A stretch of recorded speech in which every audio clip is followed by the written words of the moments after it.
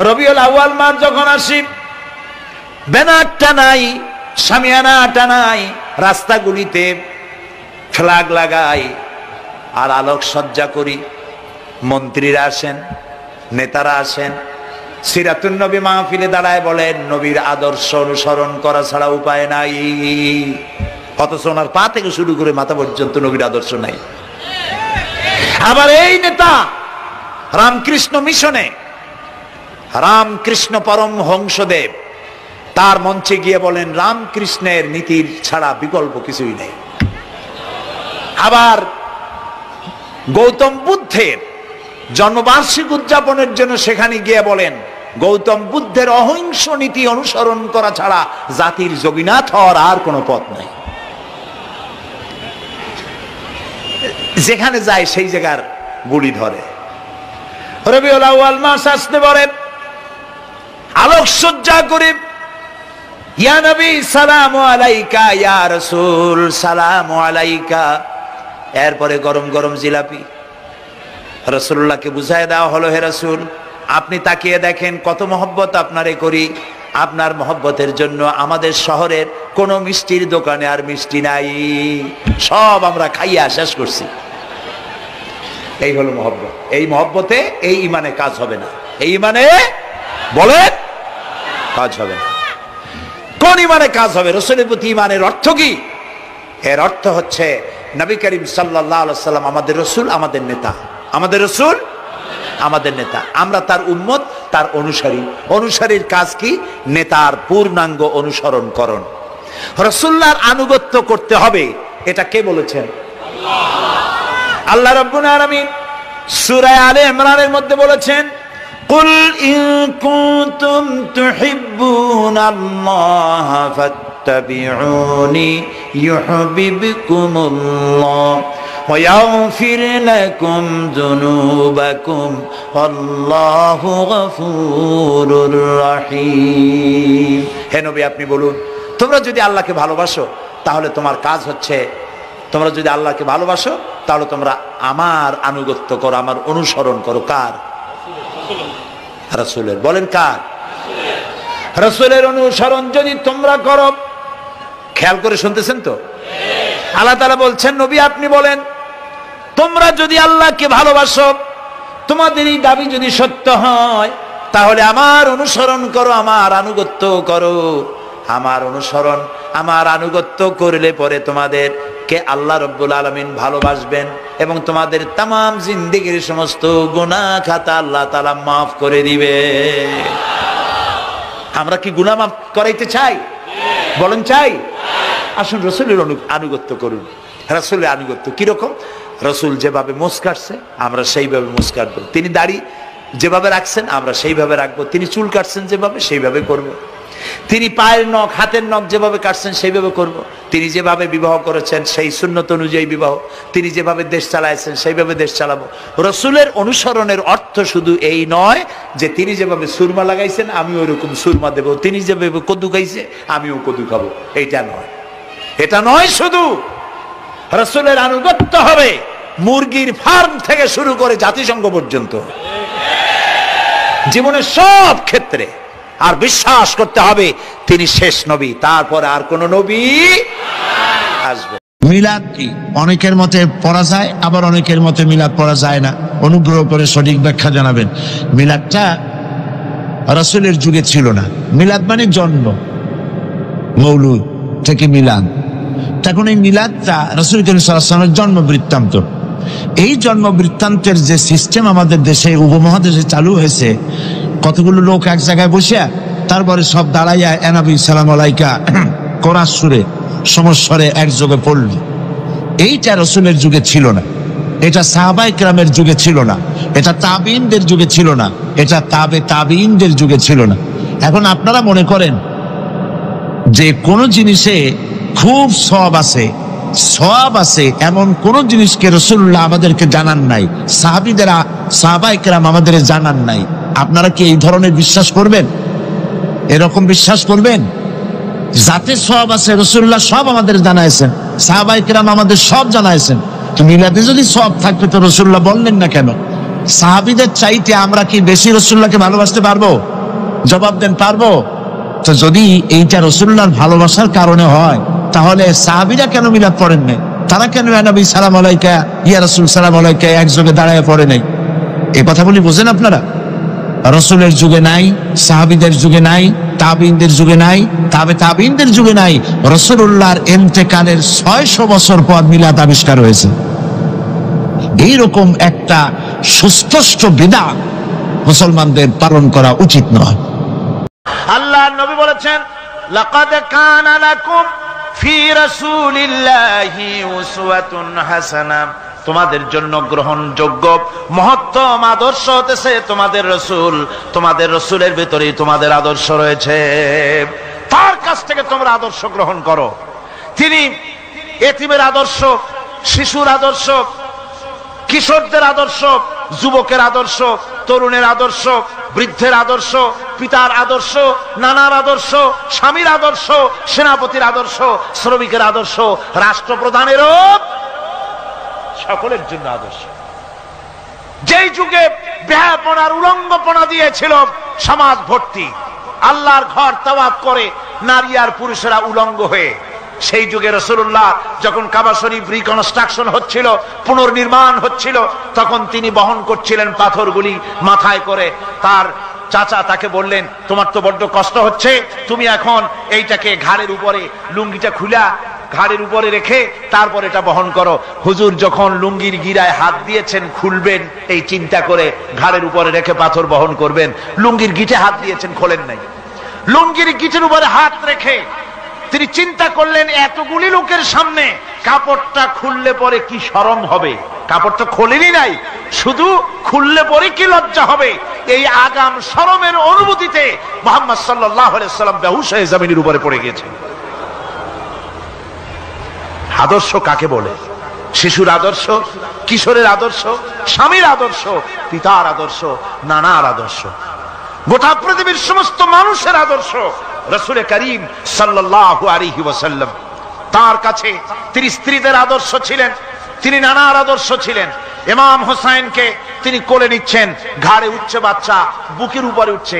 একজন সাহাবী বলছেন, হুজুর বাচ্চা পেলে আপনি এত আদর করেন, আমার তো 6-7টা ছেলে মেয়ে, আমি মোটে কোলেও নি না, আর জীবনে একবার সুমাও খাই না, আমার মোটে ইচ্ছাই করে না। হুজুর বললেন, আল্লাহ যদি তোমার দিলের মধ্যে রহম পয়দা না করেন তো আমি কি করতে পারি? হুজুর বাচ্চাকে নিয়ে আদর করছেন। ইমাম হোসেনকে বলছেন, হোসেন কে বড় বলো তো, তুমি বড় না আমি বড়? হোসেন বলছেন, নানাজি আমি আপনার থেকে বড়। আশ্চর্য কথা, তুমি আমার থেকে বড় কিভাবে? হোসেন বলছেন, নানাজি বলুন তো আপনার পিতার নাম কি? হুজুর বলছেন, আমার পিতার নাম আব্দুল্লাহ। হোসেন বলছেন, এই আব্দুল্লাহ এই পর্যন্তই শেষ, আপনি তো আমার পিতার মতো পিতা পান নাই, আমার আব্বার মতো আব্বা আপনার আছে। আমার আব্বাকে বলা হয় আসাদুল্লাহিল গালিব, সমস্ত কাফেরদের জন্য বিজয়ী বীর বাঘ আমার আব্বা। এবং আমার আব্বা সম্পর্কে আপনি বলেছেন, আনা মাদিনাতুল ইলম ওয়া আলিয়ুম বাবুহা, আমি হচ্ছে একটি জ্ঞানের রাজ্য আর আলী হচ্ছে সেই রাজ্যে প্রবেশের প্রধান তরুণ। আমার বাপের মতো বাপ আছে আপনার? হুজুর আশ্চর্য হয়ে গেলেন, বাচ্চা বলে কি? হোসেন বলছেন, নানাজি এবার কোন তো দেখি, এবার বলুন তো দেখি আপনার মায়ের নাম কি? হুজুর বলছেন, আমার মায়ের নাম আমেনা। হযরত হোসেন বলছেন, এই আমেনা পর্যন্তই শেষ, কয়জনে চিনবে কর? আমার মায়ের মতো একটা মা আপনার আছে? আমার মায়ের মতো একটা মা আপনি পেয়েছেন? আমার মাকে চেনেন? আমার মা হচ্ছেন জান্নাতের সাইয়্যিদাতুন নিসা, জান্নাতের সমস্ত মহিলাদের সরদারিনী আমার মা ফাতিমাতুজ জাহরা রাদিয়াল্লাহু তাআলা আনহা। আমার মায়ের মতো একটা মা আপনি পেয়েছেন? হোসেন বলছেন, নানাজি আরো বলবো নাকি? কয় হ্যাঁ বলো। বলছে, নানাজি এবার কোন তো দেখি আপনার নানার নাম কি? হুজুর বলছেন, আমার নানার নাম আব্দুল ওয়াহাব। হোসেন বলছেন, এবার আপনি মানুষের কাছে জিজ্ঞেস করেন কয়জন এই আব্দুল ওয়াহাব রয়েছেন? আপনি কি আমার নানার মতো একটা নানা পেয়েছেন? আমার নানাকে আপনি জানেন? আমার নানা সাইয়্যিদুল মুরসালিন, আশরাফুল আম্বিয়া, রাহমাতুল লিল আলামিন, বিশ্বনবী জনাবে মুহাম্মদ রাসূলুল্লাহ সাল্লাল্লাহু আলাইহি ওয়াসাল্লাম।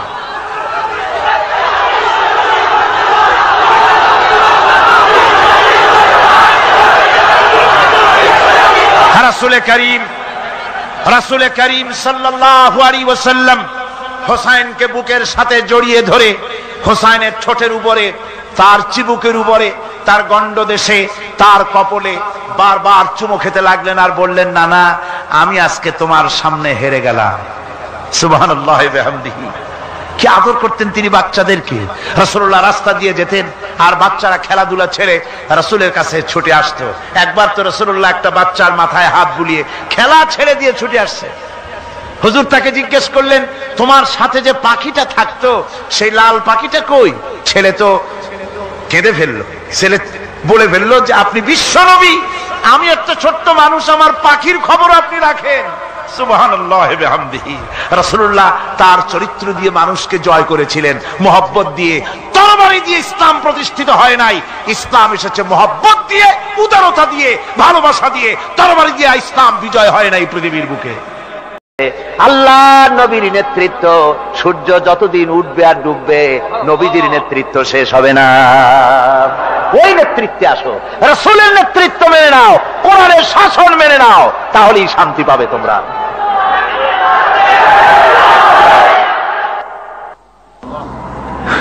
আল্লাহর নবী দুপুরে আরাম করতেছিলেন। হযরত ওমর বলেন, আমি দেখতে গিয়েছিলাম রাসূলুল্লাহকে, আমি যাই সালাম দিলাম, হুজুর উঠে বসলেন। আমি দেখি খেজুরের পাতা দিয়া বুনানো দড়ি, সেই দড়ি দিয়া বুনানো খাটিয়া এখনো মক্কা মদিনায় আছে, যারা হজ করতে গেছেন দেখেছেন। ওই দড়ি দিয়া বুনানো খাটিয়া, ওর উপরে তোশক নাই, বিছানার চাদর নাই, নিজের হাত মোবারক মাথার তলে দিয়া রাসূল শুয়ে আছেন। ওমরকে দেখে হুজুর উঠে বসলেন। ওমর বলেন, আমি রাসূলের পিঠের দিকে তাকায় দেখি দড়িগুলোর দাগ কেটে আছে।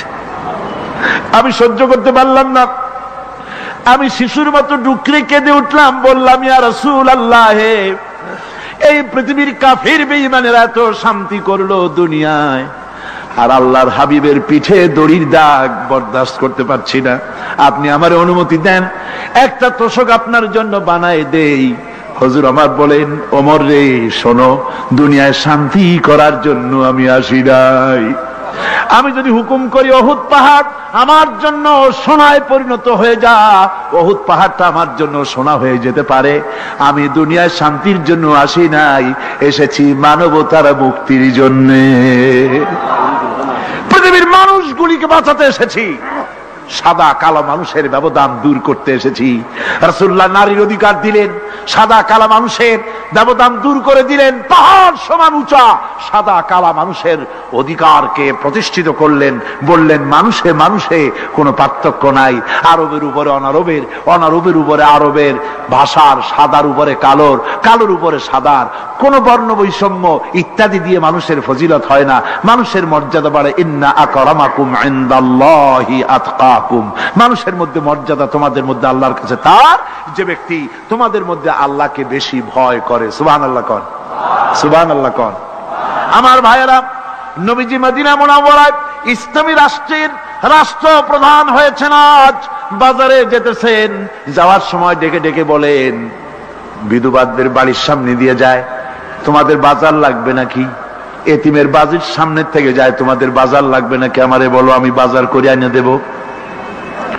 নিজের পেটে খাবার নাই, দুয়ারে দুয়ারে খাবার পৌঁছে গেছে, খাবারের অভাব নাই, মানুষ খাওয়া পেয়েছে, পড়া পেয়েছে, চুরি ডাকাতি বন্ধ হয়ে গেছে। হুজুর বলেন, খায়রুল কুরুনে কারনি, সর্বশ্রেষ্ঠ যুগ আমার যুগ। সুদ বন্ধ হয়ে গেল। রাসূলুল্লাহ বললেন, সুদ আর চলবে না, হারাম। সুদ বন্ধ হয়ে গেল। হুজুর ব্যাংক চালু করে দিলেন। ব্যাংকের নাম হলো বাইতুল মাল। কি নাম হলো? এই ব্যাংক যেদিন রাসূলুল্লাহ উদ্বোধন করেন, আল্লাহর নবী বাইতুল মাল ব্যাংক উদ্বোধনের দিনে যে বক্তৃতা করলেন, বুখারীতে সেই বক্তৃতা লেখা হয়ে গেল। আল্লাহর নবী বলেন, মান তারাকা দায়নান আও দিয়ান ফালাইয়া, আমার এই রাষ্ট্রের ভিতরে কোন মানুষ যদি ঋণগ্রস্ত অবস্থায় মারা যায় আর ঋণ পরিশোধ করার মতো অর্থ যদি তার কাছে না থাকে, তাহলে তার ঋণ পরিশোধের দায়িত্ব, তার বিধবা স্ত্রী আর তার এতিম বাল বাচ্চার সব দায়িত্ব আমি মুহাম্মদ সাল্লাল্লাহু আলাইহি ওয়াসাল্লাম আমার কাঁধের উপরে উঠাইয়া নিলাম। এমন সুন্দর রাষ্ট্র চালু হয়ে গেছে, মানুষ খাবার পেয়েছে, পড়ার পেয়েছে। বুড়োরা যাদের কাজ নাই, বুড়ো মানুষ কাজ করতে পারে না, তারা বসে বসে খাবারের ব্যবস্থা হয়ে গেছে। যুবকদের চাকরি হয়ে গেছে, বেকার কেউ আর বেকার নাই, সব কাজে ব্যস্ত হয়ে গেছে, মানুষের কাছে কাজ মিলেছে। কৃষক তাদের উৎপাদিত পণ্যের সঠিক মূল্য পাচ্ছে, শ্রমিক শ্রমের মর্যাদা পাচ্ছে, শ্রমিক মর্যাদা পাচ্ছে। রাসূলুল্লাহ বলেছেন শ্রমিক আর মালিক মনিব আর গোলামের সম্পর্ক না, সম্পর্ক ভাই ভাই। সম্পর্ক কি? শ্রমিকের মর্যাদা রাসূলুল্লাহ এভাবে দিলেন, নিজে শ্রম দিলেন। মদিনার 8 বছর চলে যাওয়ার পর হযরত আয়েশা রাসূলুল্লাহকে দেখলেন মাজা কুজা। হযরত আয়েশা বলেন, হুজুর মাজাটা কুজা কেন? বয়সের কারণে হলো নাকি? হুজুর বলেন, না, বয়সের কারণে হয় নাই। এই মদিনার চতুর্দিকে কাফির বেঈমানেরা যখন মদিনাকে আক্রমণ করেছিল, আমি তখন মদিনার চতুর্দিকে খন্দক পরিখা খনন করেছিলাম, 3 মাইল লম্বা, 15 ফিট গভীর, 30 ফিট চওড়া। সাহাবীরা মাটি কেটেছে, আমি মাটি বহন করেছি, আবার আমি মাটি কেটেছি, সাহাবীরা মাটি কেটেছে। মাটি কেটে আর মাটির ঝুড়ি বহন করে করে কোমরে যে বেদনা হয়েছিল, আজ পর্যন্ত সেই বেদনা সেরে যায় নাই। এই হলো আমার রাসূল, এ হলো বিশ্ব নবী। এ কি নবী? সিল্লা এখন কি নবী?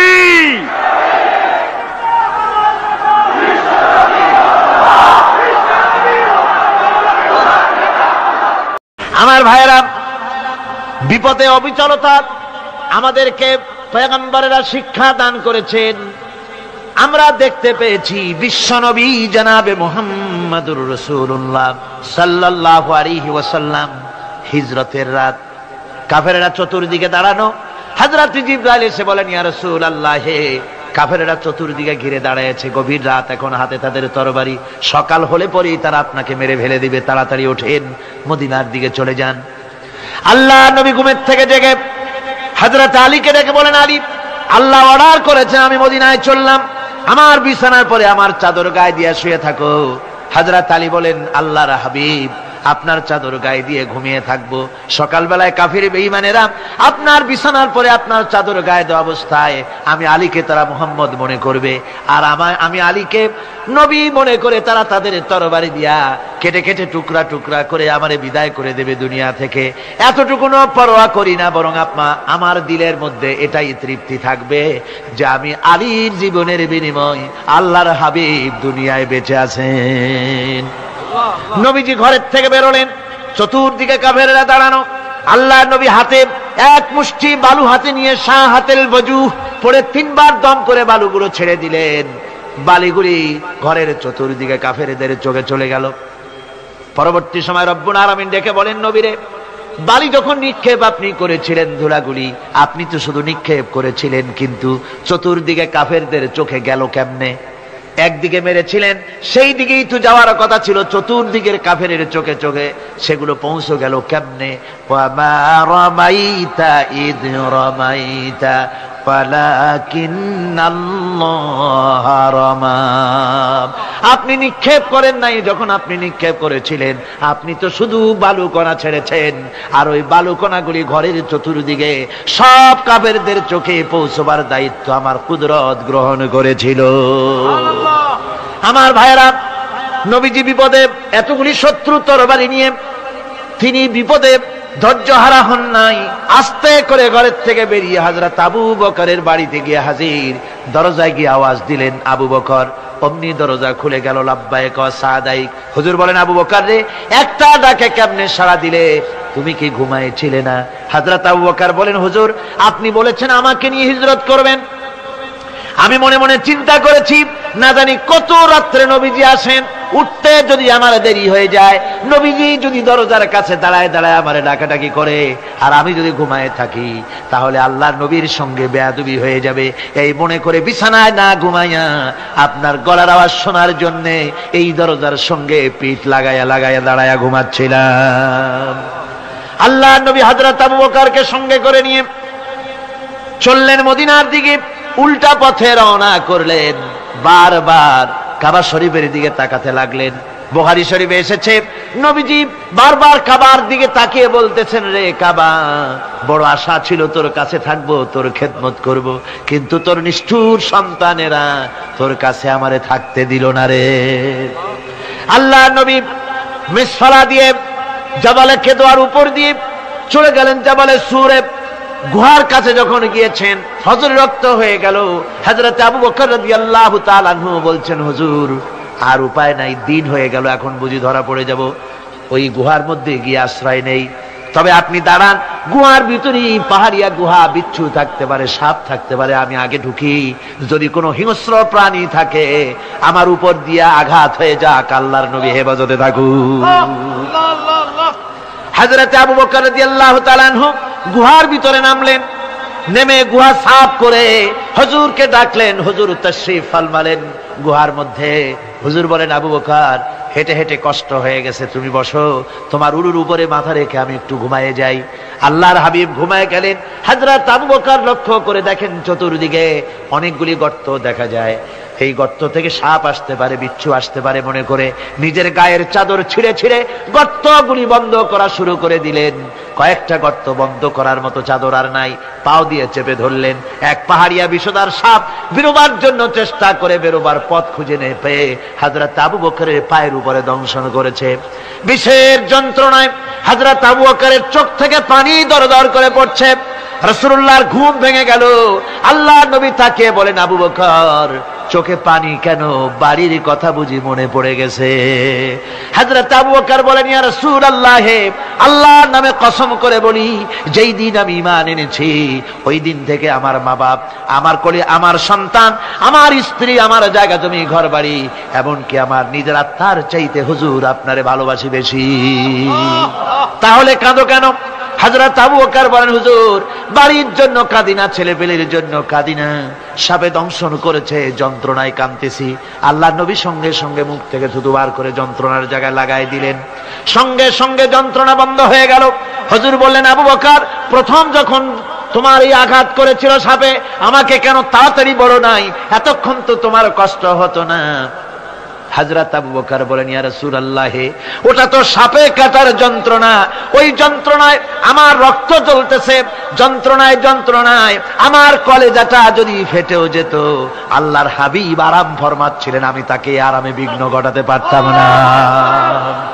আমার ভাইয়েরা, হযরত আবু বকর, হযরত রাসূল দুজন বসে আছেন। এমনি সময় কাফের বেঈমানেরা খুঁজতে খুঁজতে জায়গা মতো এসে গেছে। একজনে বলে ভিতরে আছে, আর একজনে বলে নাই। পায়ের যদি থাকবে তাহলে মাকড়সায় জাল বুনালো কি করে, পাখি ডিম পেড়ে বসে আছে কি করে, তাদের সন্দেহ হতে লাগলো। এর মধ্যে নাই, একজন বলে আছে আর একজন বলে নাই। হযরত আবু বকর ভয়ের চোটে কেঁদে ফেলেছেন, হুজুর আর উপায় নাই। এই যে অবস্থা, এই অবস্থার ভিতরে, এই অবস্থার ভেতরেও আল্লাহ নবী এতটুকু ঘাবড়ে যান নাই। শত্রুরা তরবারি নিয়ে এসেছে, সুযোগ পেলেই একটু তাকালেই দেখতে পাবে, তুলে মেরে ফেলে দেবে। আল্লাহর হাবিব মোটেই ধৈর্য হারালেন না, এতটুকুন হতাশ হলেন না। আল্লাহ পাকের হাবিব তার সাথীকে কি বললেন? তখন কোরআনে কারীম সূরা তাওবার মধ্যে আল্লাহ তা উদ্ধৃত করেছেন মুমিনদের জন্য, ইযহুমা ফিল গার إذ يقول لصاحبه لا تحزن إن الله معنا। ও আমার সাথী, ও বন্ধু, ভয় করো না, চিন্তা করো না, আমরা মাইনরিটি নই, আমরাই মেজরিটি। তার কারণ আল্লাহ আমাদের সাথে আছেন। সুবহানাল্লাহ। রাসূলুল্লাহ সাল্লাল্লাহু আলাইহি ওয়াসাল্লাম অত্যন্ত সাদাসিধে জীবন যাপন করতেন। হিজরত করে মদিনায় গিয়ে ইসলামী রাষ্ট্র কায়েম করার পরও তার দারিদ্রতা কাটেনি। হাদিসে এসেছে সে কথা। হযরত আবু হুরায়রা রাদিয়াল্লাহু তাআলা আনহু বলেন, আমি রাসূলুল্লাহর কাছে গেলাম, হুজুরকে গিয়ে সালাম করলাম। আল্লাহর নবী সালামের জবাব দিলেন, কিন্তু দেখতে পেলাম মুখ নড়ে, আওয়াজ বেরোলো না। কারণ কি? কাছে গিয়ে দেখি নবীজি ক্ষুধার যন্ত্রণায় কথা বলতেছেন, আওয়াজ বেরোতেছে না। এত ক্ষুধা লেগেছে আল্লাহর নবীর। 2-4 দিন চলে গেছে, খাবার নাই। রাসূলুল্লাহ সমস্ত গনিমতের মাল, যাকাত সদকার মালগুলি, খাদ্য দ্রব্যগুলি দুহাতে বিতরণ করেছেন। নিজের পেটে খাবার নাই, মানুষকে দিতেছেন। দিতে দিতে এশার নামাজ পড়ে নবীজি ঘরের মধ্যে প্রবেশ করে হযরত আয়েশা সিদ্দিকা রাদিয়াল্লাহু তাআলা আনহাকে ডেকে বলেন, আয়েশা রে, সারাদিন কষ্ট করেছি, দারুণ ক্ষুধা লেগেছে, তাড়াতাড়ি করে কিছু খাবার আমারে এনে দাও। হযরত আয়েশা হুজুরের ক্ষুধার্ত শ্রান্ত ক্লান্ত চেহারার দিকে তাকাইয়া হযরত আয়েশা কেঁদে ফেলেছেন। হযরত মা আয়েশা কাঁদেন আর বলেন, ইয়া রাসূলুল্লাহ, হে আল্লাহর নামের কসম করে বলি, আমি আয়েশার ঘরে কোনো পানি ছাড়া কোনো খাবার নাই। এই ছিল রাসূলের আদর্শ। হাদিস শরীফে এসেছে, আল্লাহর নবী বলেন, তোমরা যদি রাষ্ট্রীয় ক্ষমতায় যাও, বাড়ি না থাকলে সরকারি খরচ একটা বাড়ি নিতে পারো। তোমার যদি যানবাহন না থাকে, সরকারি খরচে যানবাহন নিতে পারো। ছেলে মেয়ের কাপড় চোপড়, লেখাপড়া, শিক্ষা, চিকিৎসার জন্য যদি না থাকে, তাহলে তুমি সরকার থেকে নিতে পারো। কিন্তু এর থেকে এক চুল পরিমাণ যদি পাও বাড়াও, সরকারের মাল জনগণের মাল, এর থেকে প্রয়োজনের বাইরে যদি তুমি নিজের জন্য নিতে থাকো, কিয়ামতের দিন আল্লাহর দরবারে চোরের কাতারে তোমারে দাঁড়ানো লাগবে। দুনিয়ায় যত সম্মান পাও না কেন, কিয়ামতে আল্লাহর দরবারে কিসের কাতারে দাঁড়াবে? চোরের কাতারে দাঁড়াতে হবে। রাসূল পাক সাল্লাল্লাহু আলাইহি ওয়াসাল্লাম এমন এক সমাজ কায়েম করেছিলেন। আমার হতাশাগ্রস্ত ছাত্ররা, যেসব ছাত্ররা সমাজতন্ত্র তোমরা করো, যারা সমাজতন্ত্র করতে হতাশাগ্রস্ত হয়েছে, এখন যাব কোথায় বলে হতাশ হয়ে গিয়েছো তোমরা, আমরা তোমাদেরকে দাওয়াত দেই, কোরআনের মাহফিল থেকে দাওয়াত দেই, ফিরে আসো। হতাশ হওয়ার কোনো কারণ নাই। লেনিন মরার, ও মরে গেছে। কার্ল মার্কস মরার, মরে গেছে, পচে গেছে, গলে গেছে, দুনিয়া থেকে শেষ হয়ে গিয়েছে। আল্লাহর নবীর নেতৃত্ব, সূর্য যতদিন উঠবে আর ডুববে, নবীজির নেতৃত্ব শেষ হবে না।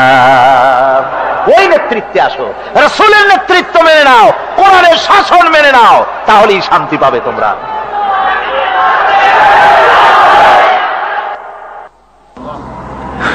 আল্লাহর নবী দুপুরে আরাম করতেছিলেন। হযরত ওমর বলেন, আমি দেখতে গিয়েছিলাম রাসূলুল্লাহকে, আমি যাই সালাম দিলাম, হুজুর উঠে বসলেন। আমি দেখি খেজুরের পাতা দিয়া বুনানো দড়ি, সেই দড়ি দিয়া বুনানো খাটিয়া এখনো মক্কা মদিনায় আছে, যারা হজ করতে গেছেন দেখেছেন।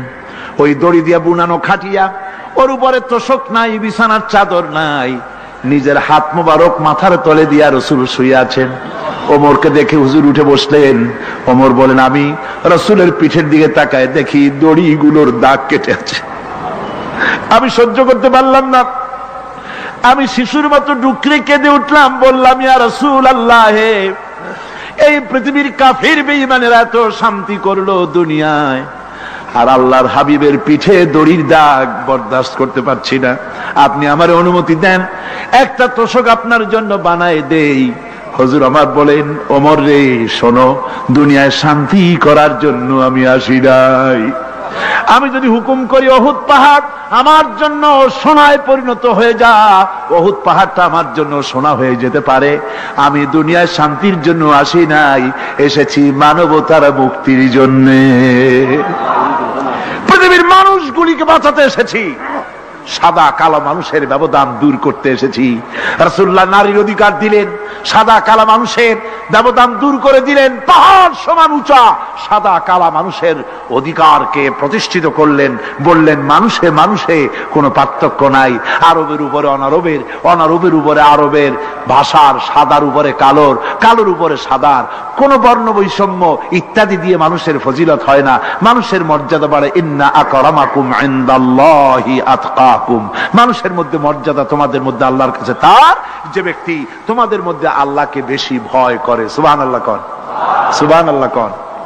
আমার ভাইয়েরা, নবীজি মদিনা মুনাওয়ারায় ইসলামী রাষ্ট্রের রাষ্ট্রপ্রধান হয়েছেন। আজ বাজারে যেতেছেন, যাওয়ার সময় ডেকে ডেকে বলেন, বিধবাদের বাড়ির সামনে দিয়ে যায়, তোমাদের বাজার লাগবে নাকি?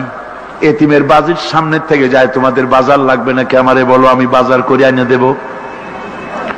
নিজের পেটে খাবার নাই, দুয়ারে দুয়ারে খাবার পৌঁছে গেছে, খাবারের অভাব নাই, মানুষ খাওয়া পেয়েছে, পড়া পেয়েছে, চুরি ডাকাতি বন্ধ হয়ে গেছে।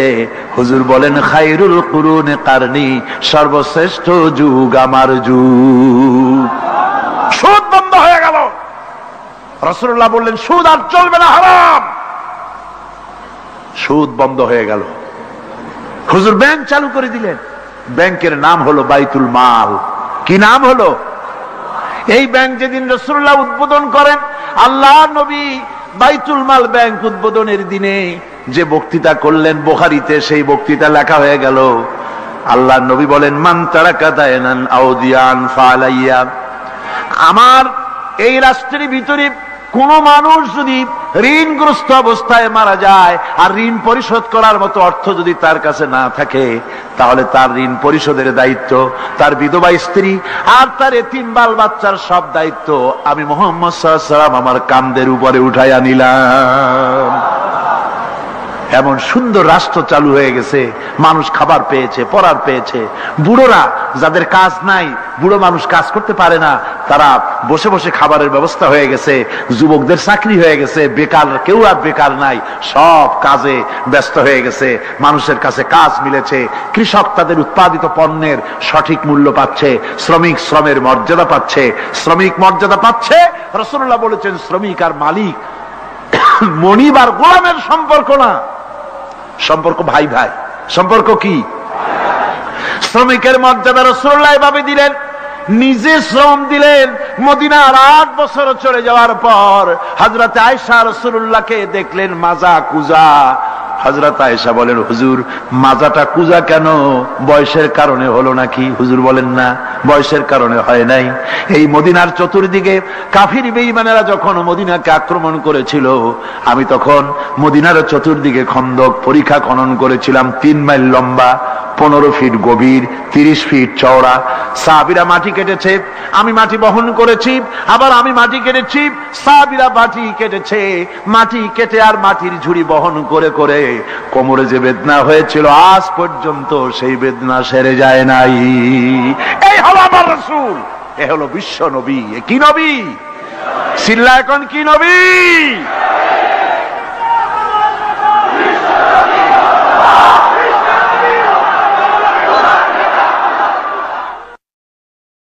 হুকুম করি, অহুদ পাহাড় আমার জন্য সোনায় পরিণত হয়ে যা। অহুদ পাহাড়টা আমার জন্য সোনা হয়ে যেতে পারে। আমি দুনিয়ায় শান্তির জন্য আসি নাই, এসেছি মানবতার মুক্তির জন্য। পৃথিবীর মানুষগুলিকে বাঁচাতে এসেছি, সাদা কালো মানুষের ব্যবধান দূর করতে এসেছি।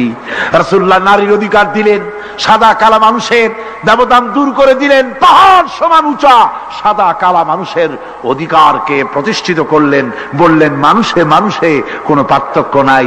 আরবের উপরে অনারবের, অনারবের উপরে আরবের, ভাষার, সাদার উপরে কালোর, কালোর উপরে সাদার, কোনো বর্ণ বৈষম্য ইত্যাদি দিয়ে মানুষ নিজের পেটে খাবার নাই, দুয়ারে দুয়ারে খাবার পৌঁছে গেছে, খাবারের অভাব নাই, মানুষ খাওয়া পেয়েছে, পড়া পেয়েছে, চুরি ডাকাতি বন্ধ হয়ে গেছে।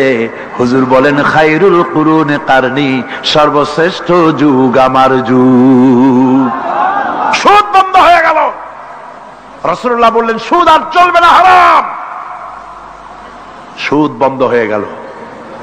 হুজুর ব্যাংক চালু করে দিলেন। ব্যাংকের নাম হলো বাইতুল মাল। কি নাম হলো? এই ব্যাংক যেদিন রাসূলুল্লাহ উদ্বোধন করেন, আল্লাহ নবী বাইতুল মাল ব্যাংক উদ্বোধনের দিনে যে বক্তৃতা করলেন, বুখারীতে সেই বক্তৃতা লেখা হয়ে গেল। আল্লাহ নবী বলেন, মান তারাকা দায়নান আও দিয়ান ফালাইয়া। আমার এই রাষ্ট্রের ভিতরে কোন মানুষ যদি ঋণগ্রস্ত অবস্থায় মারা যায় আর ঋণ পরিশোধ করার মতো অর্থ যদি তার কাছে না থাকে, তাহলে তার ঋণ পরিশোধের দায়িত্ব, তার বিধবা স্ত্রী আর তার এতিম বাল বাচ্চার সব দায়িত্ব আমি মুহাম্মদ সাল্লাল্লাহু আলাইহি ওয়াসাল্লাম আমার কাঁধের উপরে উঠাইয়া নিলাম। এমন সুন্দর রাষ্ট্র চালু হয়ে গেছে, মানুষ খাবার পেয়েছে, পড়ার পেয়েছে। বুড়োরা যাদের কাজ নাই, বুড়ো মানুষ কাজ করতে পারে না, তারা বসে বসে খাবারের ব্যবস্থা হয়ে গেছে।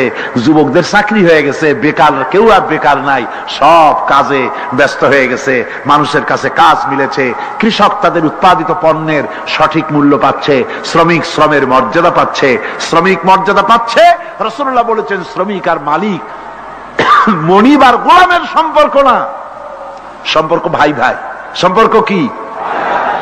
শ্রমিকের মর্যাদা রাসূলুল্লাহ এভাবে দিলেন, নিজে শ্রম দিলেন। মদিনার 8 বছর চলে যাওয়ার পর হযরত আয়েশা রাসূলুল্লাহকে দেখলেন মাজা কুজা। হযরত আয়েশা বলেন, হুজুর মাজাটা কুজা কেন? বয়সের কারণে হলো নাকি? হুজুর বলেন, না, বয়সের কারণে হয় নাই। এই মদিনার চতুর্দিকে কাফির বেঈমানেরা যখন মদিনাকে আক্রমণ করেছিল, আমি তখন মদিনার চতুর্দিকে খন্দক পরিখা খনন করেছিলাম, 3 মাইল লম্বা, 15 ফিট গভীর, 30 ফিট চওড়া। সাহাবীরা মাটি কেটেছে, আমি মাটি বহন করেছি, আবার আমি মাটি কেটেছি, সাহাবীরা মাটি কেটেছে। মাটি কেটে আর মাটির ঝুড়ি বহন করে করে কোমরে যে বেদনা হয়েছিল, আজ পর্যন্ত সেই বেদনা সেরে যায় নাই। এই হলো আমার রাসূল, এ হলো বিশ্ব নবী। এ কি নবী? সিল্লা এখন কি নবী?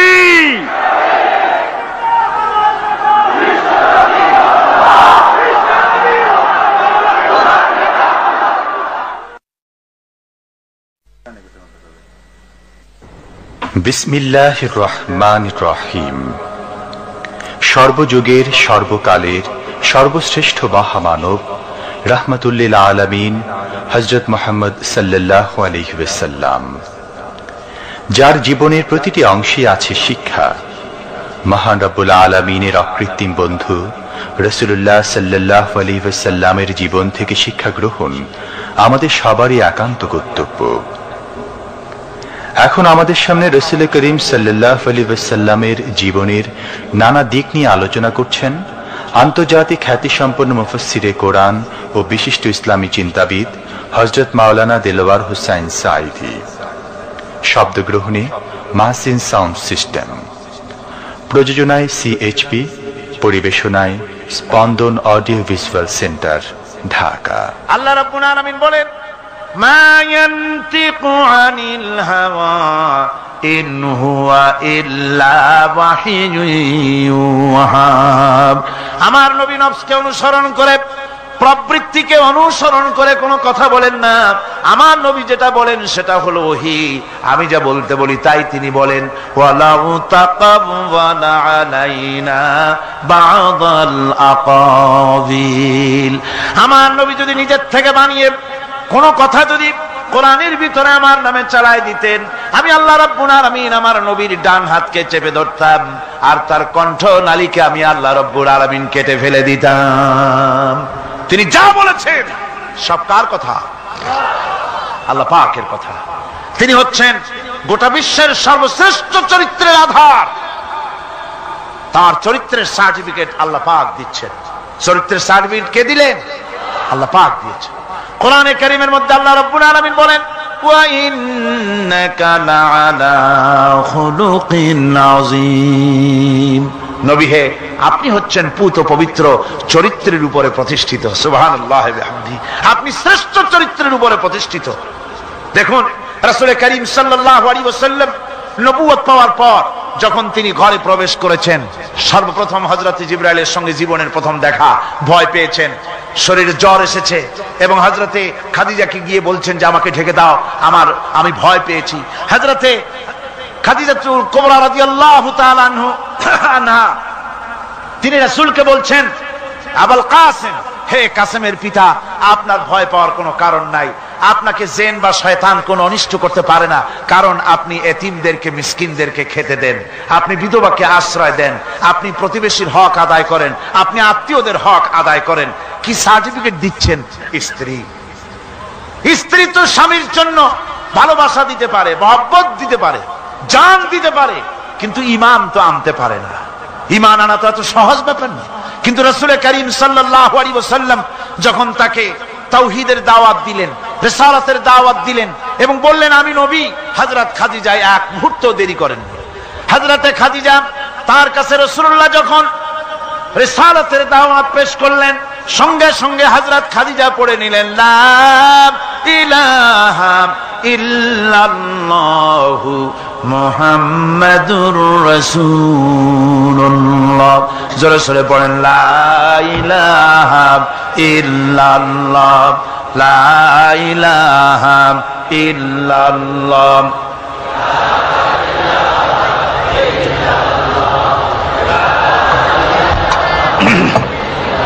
মহব্বতের সাথে জোরে সোরে পড়েন, লা ইলাহা।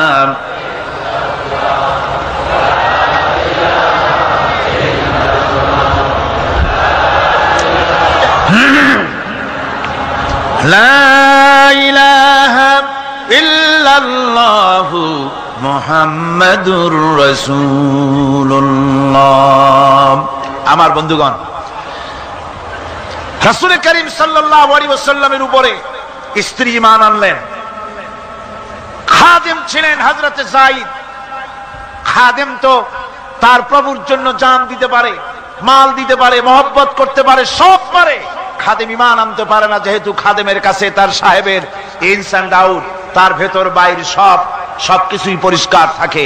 হযরতে রাসূলের খাদেম ছিলেন হযরতে যায়েদ। হযরত যায়েদ তার উপরে যখন 15 বছর খাদেম ছিলেন রাসূলুল্লাহ, হুজুর যখন তার কাছে দাওয়াত পেশ করলেন, যখন রিসালাতের দাওয়াত পেশ করলেন, তাওহীদের দাওয়াত দিলেন, খাদেম যায়েদ একটু চিন্তা করলেন না, সাথে সাথে পড়লেন লা ইলাহা ইল্লাল্লাহু মুহাম্মাদুর রাসূলুল্লাহ। রাসূলের বন্ধু ছিলেন হযরত আবু বকর সিদ্দিক রাদিয়াল্লাহু তাআলা আনহু। 20 বছরের বন্ধু। কত বছরের বন্ধু? 20 বছর। 20 বছর বসে একজন বন্ধু আর একজন বন্ধুকে চিনতে মোটেই কিছু বাকি থাকে না। হযরত আবু বকর রাদিয়াল্লাহু তাআলা আনহু তার কাছে যখন রাসূলুল্লাহ নবুয়তের দাওয়াত পেশ করলেন, হযরতে আবু বকর রাদিয়াল্লাহু তাআলা আনহু এক মুহূর্ত দেরি করেন নাই, বলেছেন আপনার চরিত্র নবুয়তের চরিত্র আগেই বুঝতে পেরেছি, সাধারণ মানুষের চরিত্র এমন হতে পারে না। তিনিও কালেমা পড়ে মুসলমান হয়ে গেলেন। সাহাবায়ে কেরাম রাসূলের প্রতি এই মহব্বত, এই শ্রদ্ধা তারা পোষণ করেছেন। নবী তার চরিত্র দিয়ে মানুষের সামনে নিজেকে প্রকাশ করেছেন। তার চরিত্র দুই রকম ছিল না, চরিত্র একরকম ছিল। ব্যক্তিগত চরিত্র আর পারিবারিক চরিত্র দুরকম না। তার ব্যক্তিগত যে চরিত্র ওইটাই ছিল তার ঘরের চরিত্র, যেটা ছিল ঘরের সেটাই ছিল বাইরের। হযরত আয়েশা সিদ্দিকা রাদিয়াল্লাহু তাআলা আনহা সাহাবীদের প্রশ্নের জবাবে বলেছেন রাসূলের চরিত্র হচ্ছে কোরআন। রাসূলের চরিত্র কি? কোরআন। রাসূলুল্লাহ এই পৃথিবীতে কেন আসছেন? আসার কারণ হলো তিনি হচ্ছেন আদর্শ। আল্লাহর নবী বলেছেন লাকাদ কানা লাকুম ফি রাসূলিল্লাহি উসওয়াতুন হাসানাহ, তোমাদের জন্য গ্রহণযোগ্য মহত্তম আদর্শ হতেছে তোমাদের রাসূল। তোমাদের রাসূলের ভিতরেই তোমাদের আদর্শ রয়েছে। তার কাছ থেকে তোমরা আদর্শ গ্রহণ করো। তিনি এতিমের আদর্শ, শিশুর আদর্শ, কিশোরদের আদর্শ, যুবকের আদর্শ, তরুণের আদর্শ, বৃদ্ধের আদর্শ, পিতার আদর্শ, নানার আদর্শ, স্বামীর আদর্শ, সেনাপতির আদর্শ, শ্রমিকের আদর্শ, রাষ্ট্রপ্রধানেরও, সকলের জন্য আদর্শ।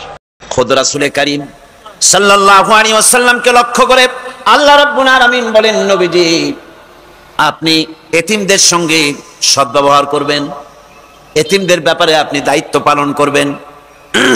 কারণ হলো আপনিও তো একসময় এতিম ছিলেন, এতিমের ব্যাপারে দায়িত্ব পালন করবেন।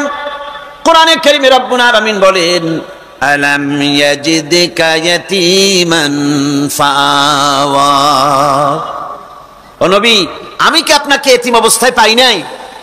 আর তারপরে আমি কি আপনাকে আশ্রয় প্রদান করিনি? আপনাকে আমি এতিম অবস্থায় পেয়েছি, এরপরে আপনাকে আশ্রয় দিচ্ছি। রাসূল তো এতিমদের সর্দার। পৃথিবীর কোন এতিম যেন বলতে না পারে নবীজি আমার ব্যাপারে কি বলবেন, আমি তো এতিম মানুষ, আর তিনি আমার ব্যাপারে কিভাবে আমার দরদ বুঝবেন।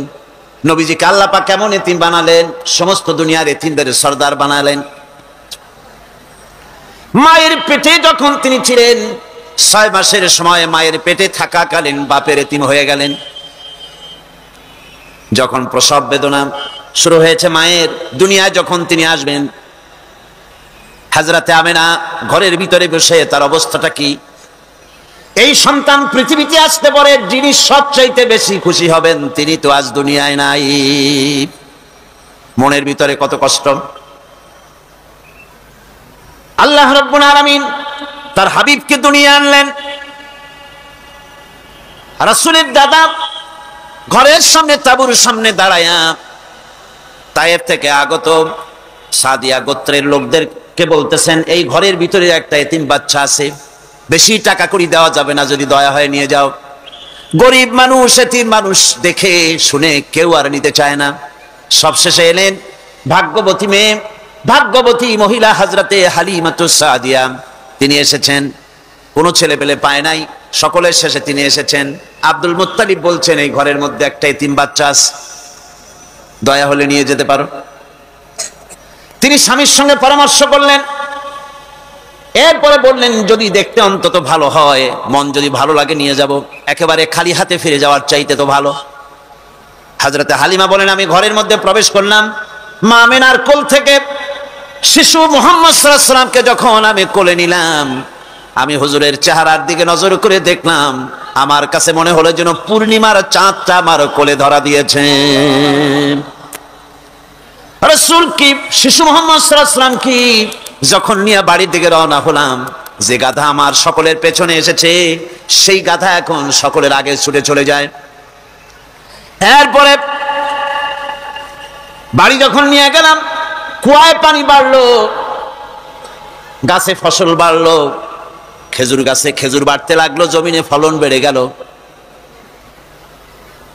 রাসূলের দুধ বোন সাইমা রাসূলকে নিয়ে মুহাম্মদ সাল্লাল্লাহু আলাইহি ওয়াসাল্লাম তাকে দোলনা নিয়ে দোল দিতেছে। কি আশ্চর্য অবস্থা! সাইমা তাকে দোল দিচ্ছে আর বলতেছে বেঁচে থাকুক মুহাম্মদ সাল্লাল্লাহু আলাইহি ওয়াসাল্লাম, সে দীর্ঘজীবী হোক। কবি লিখতেছেন কি আশ্চর্য কথা, বেদুইন বালিকা কারে নিয়ে দোল দেয় সে কি তা জানে? বিশ্বনবী মুহাম্মদ রাসূলুল্লাহ সাল্লাল্লাহু আলাইহি ওয়াসাল্লাম এভাবে এতিম অবস্থায় জীবন তার শুরু হলো। যখন তিনি ফিরে এলেন 6 বছর বয়সের সময়, যখন মায়ের কাছে তিনি ফিরে এসেছেন, প্রতিদিন তিনি খেলা দেখতে যান ময়দানে। ইতিহাসের মধ্যে লেখা হয়েছে মা প্রতিদিন সন্ধ্যার সময় তাকে ফিরে পান। আজকে সন্ধ্যা হয়ে গেছে, শিশু মুহাম্মদ সাল্লাল্লাহু আলাইহি ওয়াসাল্লাম বাড়ি ফেরেন না। কারণ কি, কেন বাড়ি ফেরে না?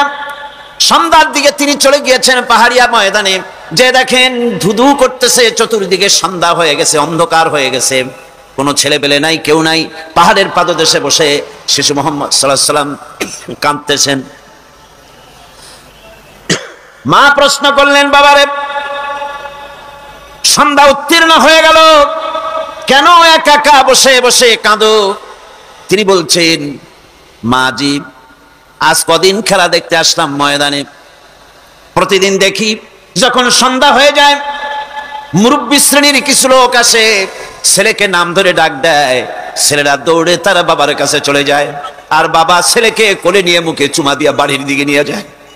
আমি আজ কদিন পর্যন্ত এই ময়দানে এলাম, কোনদিন সন্ধ্যা বেলায় তো কেউ এসে আমাকে মুহাম্মদ বলে একটা ডাক দিল না। আমার আব্বা কি নাই? আল্লাহ রাব্বুল আলামিন বলেন, এতিম অবস্থায় পেয়ে আমি কি আপনাকে আশ্রয় দেই নাই? আপনাকে আমি পেয়েছি এতিম অবস্থায়, এরপরে আমি আপনারে আশ্রয় দিলাম। ওয়া ওয়াজাদাকা দাল্লান ফাহাদা, এরপরে আমি আপনাকে পথ হারা পেলাম, আমি আপনাকে পথের দিশা দিয়া দিলাম। ওয়া ওয়াজাদাকা আইলান ফাআগনা, এরপরে আমি আপনাকে দরিদ্র অবস্থায় পেয়েছি, তারপরে আমি আপনার দারিদ্র মুক্ত করেছি আপনাকে। সুতরাং ফাআম্মাল ইয়াতীমা ফালা তাকহার ওয়া আম্মাস সাইলা ফালা তানহার ওয়া আম্মা বিনি'মাতি রাব্বিকা ফাহাদ্দিস। সুতরাং নবী, এতিমের প্রতি নির্মম ব্যবহার করো না, এতিমের প্রতি ভালো ব্যবহার করো, নির্মমতা দেখাইও না। আর ভিক্ষুককে ধমক দিও না, রূঢ়তা দেখিও না, আর আল্লাহর নিয়ামতের প্রশংসা করো। বহুত মানুষ আছে এতিমরে গলায় ধাক্কা দেয়। মানুষ যখন ভিক্ষা নিতে আসে, গরিব মানুষ ভিক্ষা চাইতে আসছে, ওই মেয়ে আত্মাহিত জানো, দোয়া কুনুত জানো, বাড়ি যেয়ে কাজ করবা, এই সব আজে বাজে কথা বলিয়া ভিক্ষা দেয় না। সাইলকে ধমক দিতে রাসূল করিম সাল্লাল্লাহু আলাইহি ওয়াসাল্লাম নিষেধ করেছেন, সাইলকে ধমক দিও না। গাড়িতে বসে যাচ্ছেন সাহেব, ট্রাফিক মোড়ে যখন সিগন্যাল জ্বললো, গাড়িগুলি দাঁড়ায় গেল, ফকির এসেছে, হাত নাই পাও নাই, বুড়া মানুষ, একটা পয়সা বার করে না। আবার এই মানুষটি ওই ফকিরকে ধমক দিয়া বার করে দিল। এরপরে এই লোকটি যখন কোনো মাজারের কাছে পৌঁছে গেল, 500 টাকার কড় করে নোটটা ফেলে দিল। বলেন টাকা দরকার কার? মরা মানুষের না জিন্দা মানুষের? কার দরকার? যার টাকা দরকার ছিল তারে দেওয়া হলো না, যার দরকার নাই তারে দেওয়া হলো। এরপরে লোকটা না খেয়ে যখন মারা গেল, পথের ফকির, রাস্তার ফকির, না খেয়ে মারা গেছে, এরপরে তার কাফনের কাপড় নাই, লোকটাকে রাস্তার উপরে শোয়া একটা ছেঁড়া কাপড় দিয়ে ঢেকে রেখেছে। বড় লোকেরা সাহেবরা তখন গাড়ি দাঁড় করে আর 5টা টাকা 2টা টাকা করে তার লাশের উপরে মারতেছে। এটা মানবতার এর চাইতে লাঞ্ছনা, মানবতার জন্য এর চাইতে গঞ্জনা আর কিছুই হতে পারে না। মানবতার প্রতি লাঞ্ছনা এর থেকে আর দুর্গতি কি হতে পারে? বেঁচে থাকার সময় 1টা টাকা আপনি দিলেন না, মরে যাওয়ার পর বিদায় হয়েছে বালাই, এখন দেওয়া শুরু করেছে। আমার বন্ধুগণ, এই জন্য এতিমের প্রতি দরদ করার জন্য আল্লাহ পাক কোরআনের ভিতরে পরিষ্কার বলেছেন। রাসূল করিম সাল্লাল্লাহু আলাইহি ওয়াসাল্লাম নিজে এতিম ছিলেন, আর এতিমের প্রতি তার এত দরদ ছিল, একবার তিনি ঈদের দিকে নামাজ পড়ার জন্য যাচ্ছেন, প্রতিমধ্যে দেখেন একটা বাচ্চা ছেলে কাঁদতেছে। এই রাস্তায় কত মানুষ গেল, কেউ দাঁড়ালো না থমকে, বাচ্চার ক্রন্দন কাউকে থামাইতে পারলো না। কিন্তু বিশ্ব নবী, দয়ার নবী রাহমাতুল লিল আলামিন বাচ্চার কান্না দেখে পাও বাড়াতে পারলেন না। নবীজি দাঁড়ায় গেলেন, জিজ্ঞেস করেন, ও বাচ্চা, ঈদের দিনে কাঁদো কেন? ঈদের দিনে তো কাঁদতে নাই। বাচ্চা বলে, তোমার কাছে বলবো না, আমি সেই সকালবেলা থেকে বসে আছি, আমি যদি মক্কার আব্দুল্লাহর পুত্র মুহাম্মদ রাসূলুল্লাহ সাল্লাল্লাহু আলাইহি সাল্লামকে পাই, মনের দুঃখ তার কাছে বলবো। বিশ্ব নবী জমিনের উপরে বসে পড়লেন, বাচ্চারে কোলের উপরে উঠায় বলেন, বাচ্চা বলো কি তোমার দুঃখ? তুমি যার জন্য বসেছো আমি তো সেই এতিম নবী, কি বলতে চাও? বাচ্চা বলতেছেন, ইয়া রাসূলুল্লাহ, আমার বাবা মারা গেছে, সেই ছোট্টবেলায় একেবারেই তখন মায়ের পেট থেকে আমি আসার পর বাপ মরে গেল, আমার মা আরেকজনের সঙ্গে বিয়ে বসেছে, সেই পুরুষটি আমারে দেখতে পারে না, আমার মা যদি আমারে কোলে করে এসে সহ্য করতে পারে না, আমারে চুমা খাইলে সহ্য করতে পারে না, আমারে খাবার দিলে মা মার খায়। আজ ঈদের দিনে রাতে আমার মা আমাকে বলল, বাবারে তোমার কপাল খারাপ, তোমার বাবা মারা গেছে, তোমাকে সাহায্য করার কেউ নাই, আমি তোমার যত্ন করতে পারলাম না, কোলে নিয়ে সুমাও দিতে পারি না, আমার এমনই কপাল খারাপ। সুতরাং এতিমের দরদ এতিম ছাড়ার কেউ বুঝবে না। তুমি আজ চলে যাও, ওই রাস্তায়, ঈদের রাস্তায় দাঁড়ায় থাকো, মাঠের রাস্তার পাশে, বিশ্ব নবীর কাছে তোমার দুঃখ বলো, এতিমের দুঃখ তিনি বুঝবেন। আমি মায়ের কথা মতো এই জায়গায় এতক্ষণ বসে আছি, হুজুর আপনি দয়া করে, আমার কথা তো আপনার কাছে বললাম, আমার মনের এই দুঃখ। নবীজি বাচ্চার কথা শুনতেছিলেন, চোখ দিয়া পানি পড়তেছিল, বাচ্চাকে বুকের সঙ্গে জড়িয়ে ধরে নবীজি বলেন, ও এতিম, মুহাম্মদ সাল্লাল্লাহু আলাইহি ওয়াসাল্লাম যদি তোমার পিতা হন আর হযরতে আয়েশা যদি তোমার মা হয়ে যায়, বলো তোমার মনের দুঃখ মেটে নাকি? ছেলে ডুকরে কেঁদে উঠলো আর বলল, ইয়া রাসূলুল্লাহ, আপনি যদি আমার পিতা হন আর আয়েশা যদি আমার মা হয়ে যায়, এর থেকে বড় সৌভাগ্যের আমার তো আর কিছুই নাই।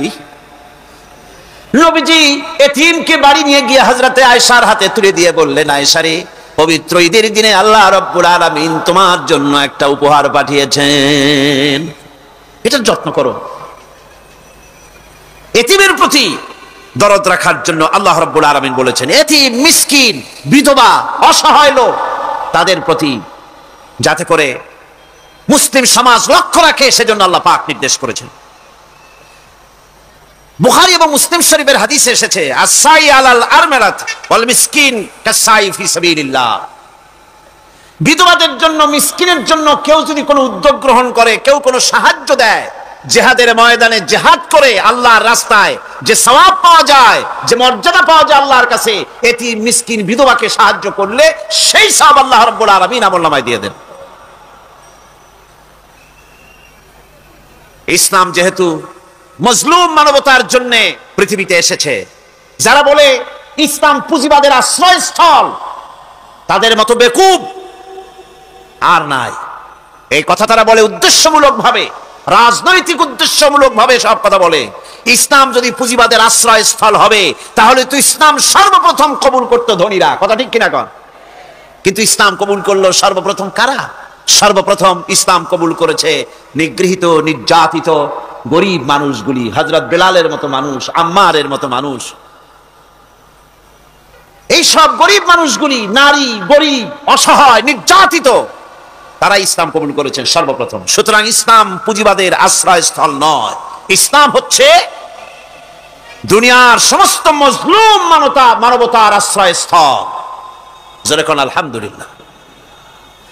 আমার বন্ধুগণ, ইসলামী বিপ্লবীর দাওয়াতের পর্যায়ে মক্কি জিন্দেগিতে যখন সূরা গুলি রাসূলের আসতেছিল, সেই সময় আল্লাহ রাব্বুল আলামিন বলেছেন ওয়াহাদাইনাহুন নাজদাইন। আমি কি উভয় স্পষ্ট পথ তাদেরকে দেখায় দেই নাই? উভয় স্পষ্ট পথ তাদেরকে দেখানো হয়েছে।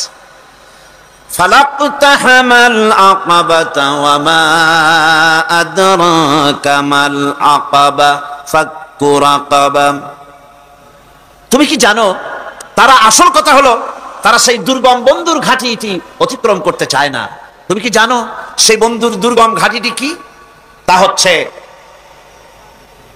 শৃঙ্খল বন্দি দশা থেকে মানুষদেরকে মুক্ত করে দেওয়া, আর আও ইতআমুন ফি ইয়াউমিন যী মাসগাবা ইয়াতীমান যা মাকরাবা আও মিসকিনান যা মাতরাবা।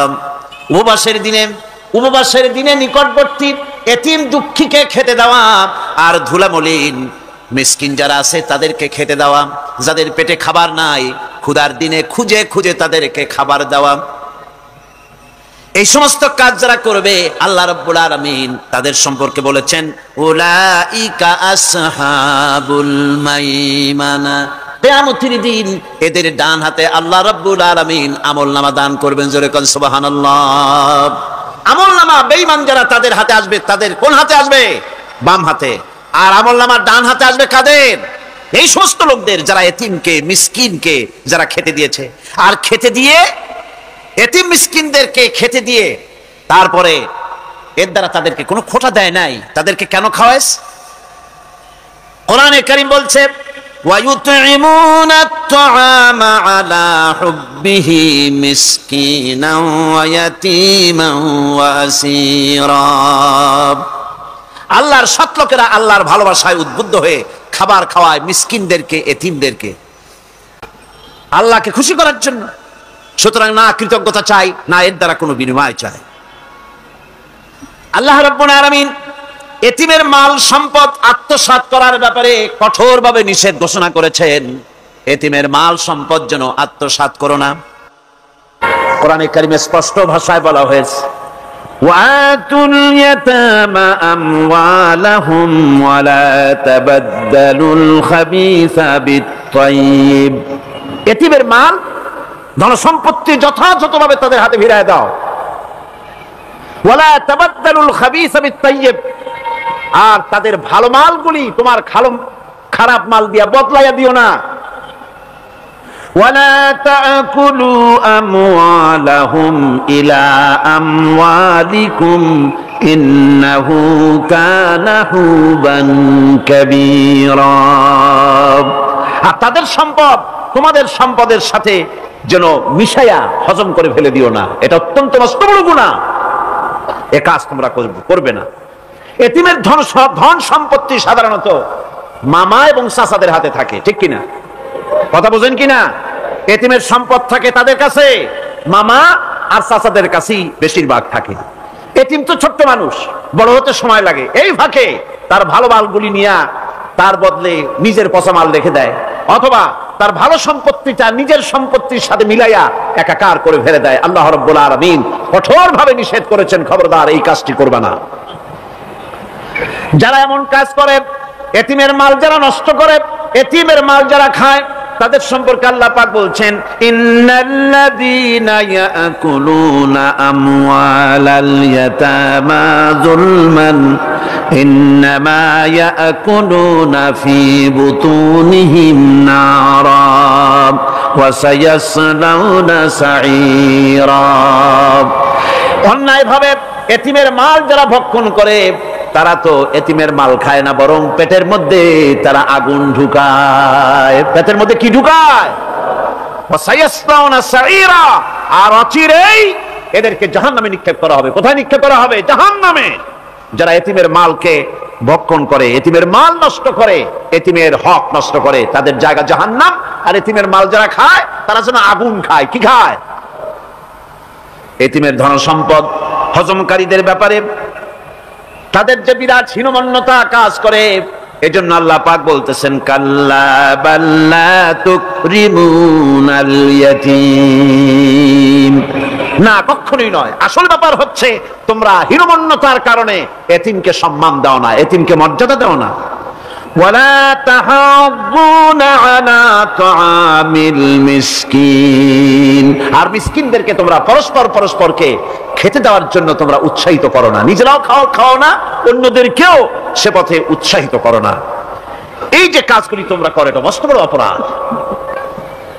আল্লাহ রাব্বুল আলামিন এতিমের মাল সম্পর্কে আরো বলছেন ওয়ালা তাকরাবু মালাল ইয়াতীম ইল্লা বিল্লাতী হিয়া আহসান হাত্তা ইয়াবলুগা আশুদ্দাহু। আল্লাহ পাক বলছেন এতিমের মালের নিকটবর্তীও হবে না যতক্ষণ পর্যন্ত তারা যৌবন প্রাপ্ত না হয়, বুদ্ধি শুদ্ধি না আসে, ততক্ষণ পর্যন্ত এতিমের মালের কাছে যাবে না। হ্যাঁ যাবে, মালটাকে রক্ষণাবেক্ষণ করার জন্য, মালগুলি খাওয়ার জন্য না। এতিমদের ব্যাপারে আল্লাহ পাক এভাবে সতর্ক করেছেন। মানুষ যখন বাচ্চাগুলি তখন এতিম হয়ে যায়, বাচ্চা বেঁচে থাকতে, বাচ্চার বাপ মা বেঁচে থাকতে বাচ্চারে কোলে নেয়। দেখবেন বড় লোকের ছেলে দেখতে ভালো দেখা যাচ্ছে না, নাকে ময়লা তাতে ময়লা, তারপরেও বড় লোক সেই জন্য বাচ্চাটারে কোলে নেয়, ইচ্ছা করে না, তারপরেও তারে খুশি করার জন্য কোলে নেয়। করে না কিরকম? এরকম করে। বাপ মা বেঁচে আছে তখন চাচাতে মামুতে ভাগ্নাকে ভাতিজাকে আদর করে কোলে নেয়, ঘাড়ে নেয়, চুমা খায়। আর যখন বাপ মা মরে গেল, বাপ যখন মারা গেল, এই ছোট্ট বাচ্চাটি চাচার দিকে ফেলফেল করে তাকায়, মায়ের দিকে তার মামার দিকে ফেলফেল করে তাকায়, একটি বারের জন্য কোলে নিয়ে তখন আর আদর করে না। মনের মধ্যে তখন দুর্বিসন্ধি থাকে, এই বাচ্চা মরুক অথবা তার সম্পদ যা আছে সম্পদগুলিকে লুটপাট করে নেয়। দেখেন এবার মিলান কথার সাথে আল্লাহ পাকের লাইসাল বিররা আন তুওয়াল্লু ওয়ুজুহাকুম কিবালাল মাশরিকি ওয়াল মাগরিব, পূর্ব পশ্চিমে কত মাথা ঘুরালে, কত সেজদা দিলে এটাই কিন্তু পুণ্যবান হওয়ার জন্য বড় কথা নয়, বরং সত্যই হলো আগে যা বলেছি সেগুলি। আর সত্য হলো এতিম মিসকিনদেরকে, বিধবাদেরকে, অসহায়দেরকে সাহায্য করতে হবে। এগুলি করলে তাহলে তুমি মুমিন বলে প্রমাণিত হবে, তুমি সব ব্যক্তি ভালো মানুষ, নেককার, পুণ্যবান বলে আল্লাহ পাকের দরবারে তুমি প্রমাণিত হবে। এরপরে আল্লাহ পাক বলছেন ওয়াকামাস সালাতা ওয়া আতাজ যাকাত, সত্যিকারের নেককার এবং পুণ্যবান হওয়ার জন্য নামাজ প্রতিষ্ঠা করতে হবে আর যাকাত আদায় করতে হবে। আল্লাহ যেহেতু এতিম মিসকিনদের কথা, সদকার কথা, দানের কথা বলছি, আর যাকাত আছে সামনে, এটার সাথে যাকাতটারে মিলাই দেই, তাহলে কালকে শুধু নামাজের ব্যাপারে বললেই চলবে ইনশাআল্লাহ। আর নামাজ আর যাকাত এতই গুরুত্বপূর্ণ, যেটা ছাড়া ইসলামের ইমারত গড়তেই পারে না, ইসলাম থাকতে পারে না, মুসলমান থাকতে পারে না, শান্তি থাকতে পারে না, স্বাধীনতার গ্যারান্টি হতে পারে না। নামাজ, যাকাত আল্লাহ পাক যে নিয়ম করেছেন, এর উপরই মানুষের শান্তি, স্বস্তি, স্থিতিশীলতা সবটার গ্যারান্টি হচ্ছে নামাজ আর যাকাত। যেরকম সুবহানাল্লাহ। আল্লাহ রাব্বুল আলামিন যাকাতের কথা বলছেন। যাকাত হচ্ছে পবিত্র করে দেওয়া। নামাজের পর ইসলামের সবচেয়ে গুরুত্বপূর্ণ ব্যাপার হলো নামাজ, নামাজের পরই গুরুত্বপূর্ণ ব্যাপার হচ্ছে যাকাত। আর ইবাদতের বেলায় সাধারণত নামাজের পরে আমরা রোজা বলি, নামাজ রোজা, কিন্তু আসল কথা হচ্ছে নামাজের পরই যাকাত। কোরআনে কারিমে এভাবেই বলা হয়েছে। নামাজ এবং যাকাত এই দুটি জিনিস হচ্ছে ইসলামের প্রধান স্তম্ভ। ইসলামী রাষ্ট্র যদি হয়, যদি দেশটা ইসলামী রাষ্ট্র হয়ে যায়, তাহলে মুমিনেরা যদি ক্ষমতায় আসে তাহলে কি কাজ করবে? আল্লাহ রাব্বুল আলামিন কোরআনে কারীমের মধ্যে বলেছেন আল্লাযীনা ইম্মাক্কান্নাহুম ফিল আরদি আকামুস সালাত ওয়া আতাবুজ যাকাত। আমার মুমিন বান্দারা যদি ক্ষমতায় আসে, মুমিনরা যদি ক্ষমতা পায়, তাহলে চারখানা কাজ করবে। কয়খান কাজ? জোরে চিল্লায় কোন কয়খান? প্রথম কাজ, ক্ষমতায় এসেই নামাজ প্রতিষ্ঠা করবে। প্রথম কাজ কি? নামাজ প্রতিষ্ঠা করবে। সে নামাজের কথা বলবো কালকে। 2 নম্বরের কাজ হলো যাকাত আদায় করবে। দুই নম্বরের কাজ কি? যাকাত আদায় করবে। যাকাত বোর্ড গঠন করবে না, যাকাত আদায় করবে। যে সরকার নামাজ প্রতিষ্ঠা করে না, সে সরকারের যাকাত বোর্ড করে যাকাত আদায় করার অধিকার থাকার কথা নয়। সুবিধাবাদ জিন্দাবাদ দিলে তো চলবে না। যাকাতের টাকা নিয়ে করেন কল্যাণমূলক কাজ, কিন্তু আল্লাহর হুকুম তো সেরকম না। আল্লাহর প্রথম হুকুম হলো নামাজ প্রতিষ্ঠা করতে হবে, তারপরে যাকাত আদায় করতে হবে। কোরআন শরীফ খোলার সাথে সাথে যে জিনিসটা নজরে পড়ে সেটা কি? কোরআনে কারীম খোলার সঙ্গে সঙ্গে যে জিনিসটি নজর পড়ে তা হলো আলিফ লাম মিম যালিকাল কিতাবু লা রাইবা ফীহি হুদাল লিল মুত্তাকিন আল্লাযীনা ইউমিনুনা বিল গায়বি ওয়া ইউকিমুনাস সালাতা ওয়া মিম্মা রাযাকনাহুম ইউনফিকুন। এই কিতাবের মধ্যে কোনো সন্দেহ নাই, মুত্তাকিনদের জন্য এই কিতাব হেদায়েত, হেদায়েতের জন্য এসেছে। আর মুত্তাকি হচ্ছে তারা যারা নাকি গায়েবের প্রতি ঈমান আনে, অদৃশ্যকে বিশ্বাস করে, নামাজকে প্রতিষ্ঠা করে, আর আমি যে রিজিক দিয়েছি তার দ্বারা আমার রাস্তায় খরচ করে। ইসলাম নামাজের পরই যাকাতের জায়গাটা দিয়েছে। যেখানেই আছে আকিমুস সালাত, সেখানেই আছে ওয়াতুজ যাকাত। দেখছেন কি ধরনের একটা মিল? যেখানেই নামাজ প্রতিষ্ঠা করো সেখানে যাকাত আদায় করো। তার মানে হলো নামাজ সঠিকভাবে প্রতিষ্ঠা হতেই পারে না যাকাত ভিত্তিক অর্থ ব্যবস্থা পরিচালিত হওয়া ছাড়া। কারণ একটি গরিব মানুষ, পেটে খাবার নাই, সে নামাজ পড়তে যখন দাঁড়িয়েছে তার নিজের পেটে খাবার নাই, তার বাচ্চা অসুখে তড়পাচ্ছে, তার ছেলের পরীক্ষার ফি নাই, ফি দেওয়ার মতো পয়সা নাই, তার স্ত্রীর পরনে কাপড় নাই, নামাজ পড়তে দাঁড়িয়েছে, স্বাভাবিকভাবেই নিজের ক্ষুধার যন্ত্রণা, বিবি বাল বাচ্চার কষ্টের কথা এগুলি তার মনের মধ্যে তোলপাড় করে উঠবে। একথা আল্লাহর চাইতে আর কে ভালো বুঝবে? সেই জন্য আল্লাহ পাক বলেছেন আকিমুস সালাত ওয়া আতুজ যাকাত, নামাজ প্রতিষ্ঠা করো, যাকাত আদায় করো। নামাজ আর যাকাতকে পাশাপাশি রাখা হয়েছে। আর এই নামাজ আর যাকাত দুনিয়ার সমস্ত নবীদের উপর আল্লাহ ফরজ করেছিলেন। কোন সুবহানাল্লাহ। এ শুধু আপনার আমার নবীর উপরে না, দুনিয়ার সব নবীদের উপরে নামাজ আর যাকাত কি ছিল? ফরজ।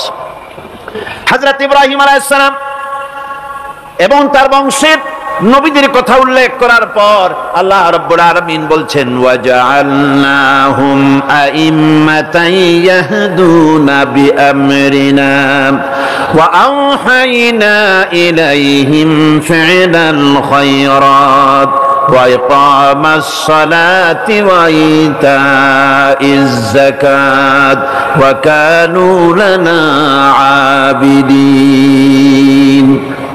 ওয়াজআলনাহুম আইম্মাতান, আমি সমস্ত নবীদেরকে নেতা বানাইছি। সমস্ত নবীরা কি? আর এক শ্রেণীর, কি বলবো আমি, আমার কাছে ভাষা আসতেছে না, এক শ্রেণীর ভদ্রলোক বলি, ওনারা বলেন নবীদের নেতা কওয়া যাবে না। আশ্চর্য কথা। এই আয়াতের অর্থ তারা কি করবেন? ওয়াজআলনাহুম আইম্মাতান, নবীদের কথা বলা হচ্ছে, আমি সমস্ত নবীদেরকে নেতা বানিয়েছি, তাদেরকে আমি নির্দেশ করেছি ভালো কাজের, তারা কল্যাণমূলক কাজ করবে এটা নির্দেশ করেছি, নেতা বানিয়েছি। আর তাদেরকে বলেছি কল্যাণমূলক কাজ করার জন্য, নামাজকে প্রতিষ্ঠা করার জন্য, যাকাতকে আদায় করার জন্য। আর তারা সবাই ছিল আমার অনুগত, বাধ্যগত। নবীরা সব হলেন নেতা। নবীরা কি?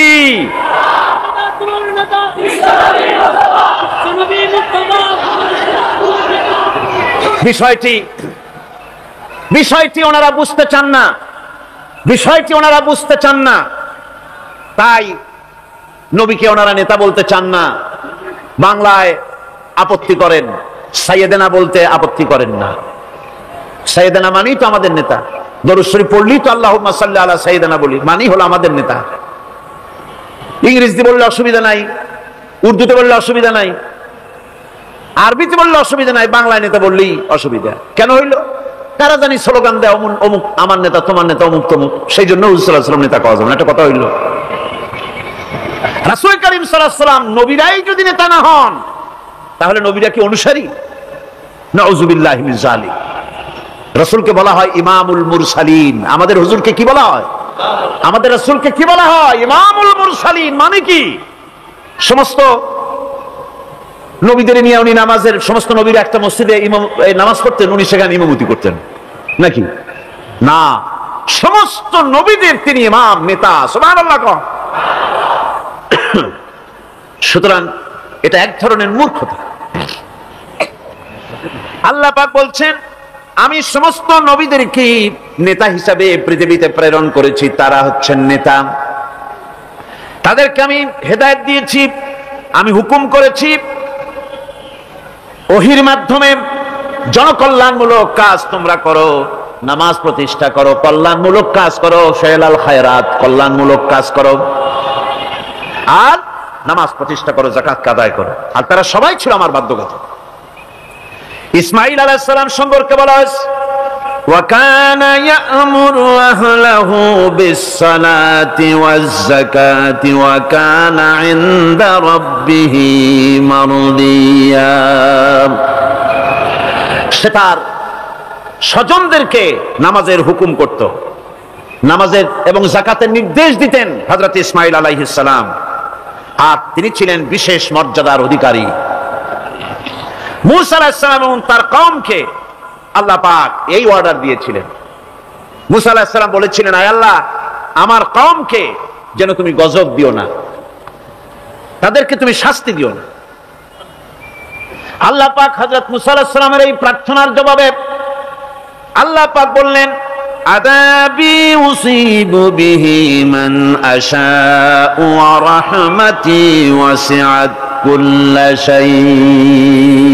আমি যাকে চাইবো আমার আযাবে নিক্ষেপ করব, তবে সকল জিনিসের উপর আমার রহমত পরিবেষ্টিত আছে।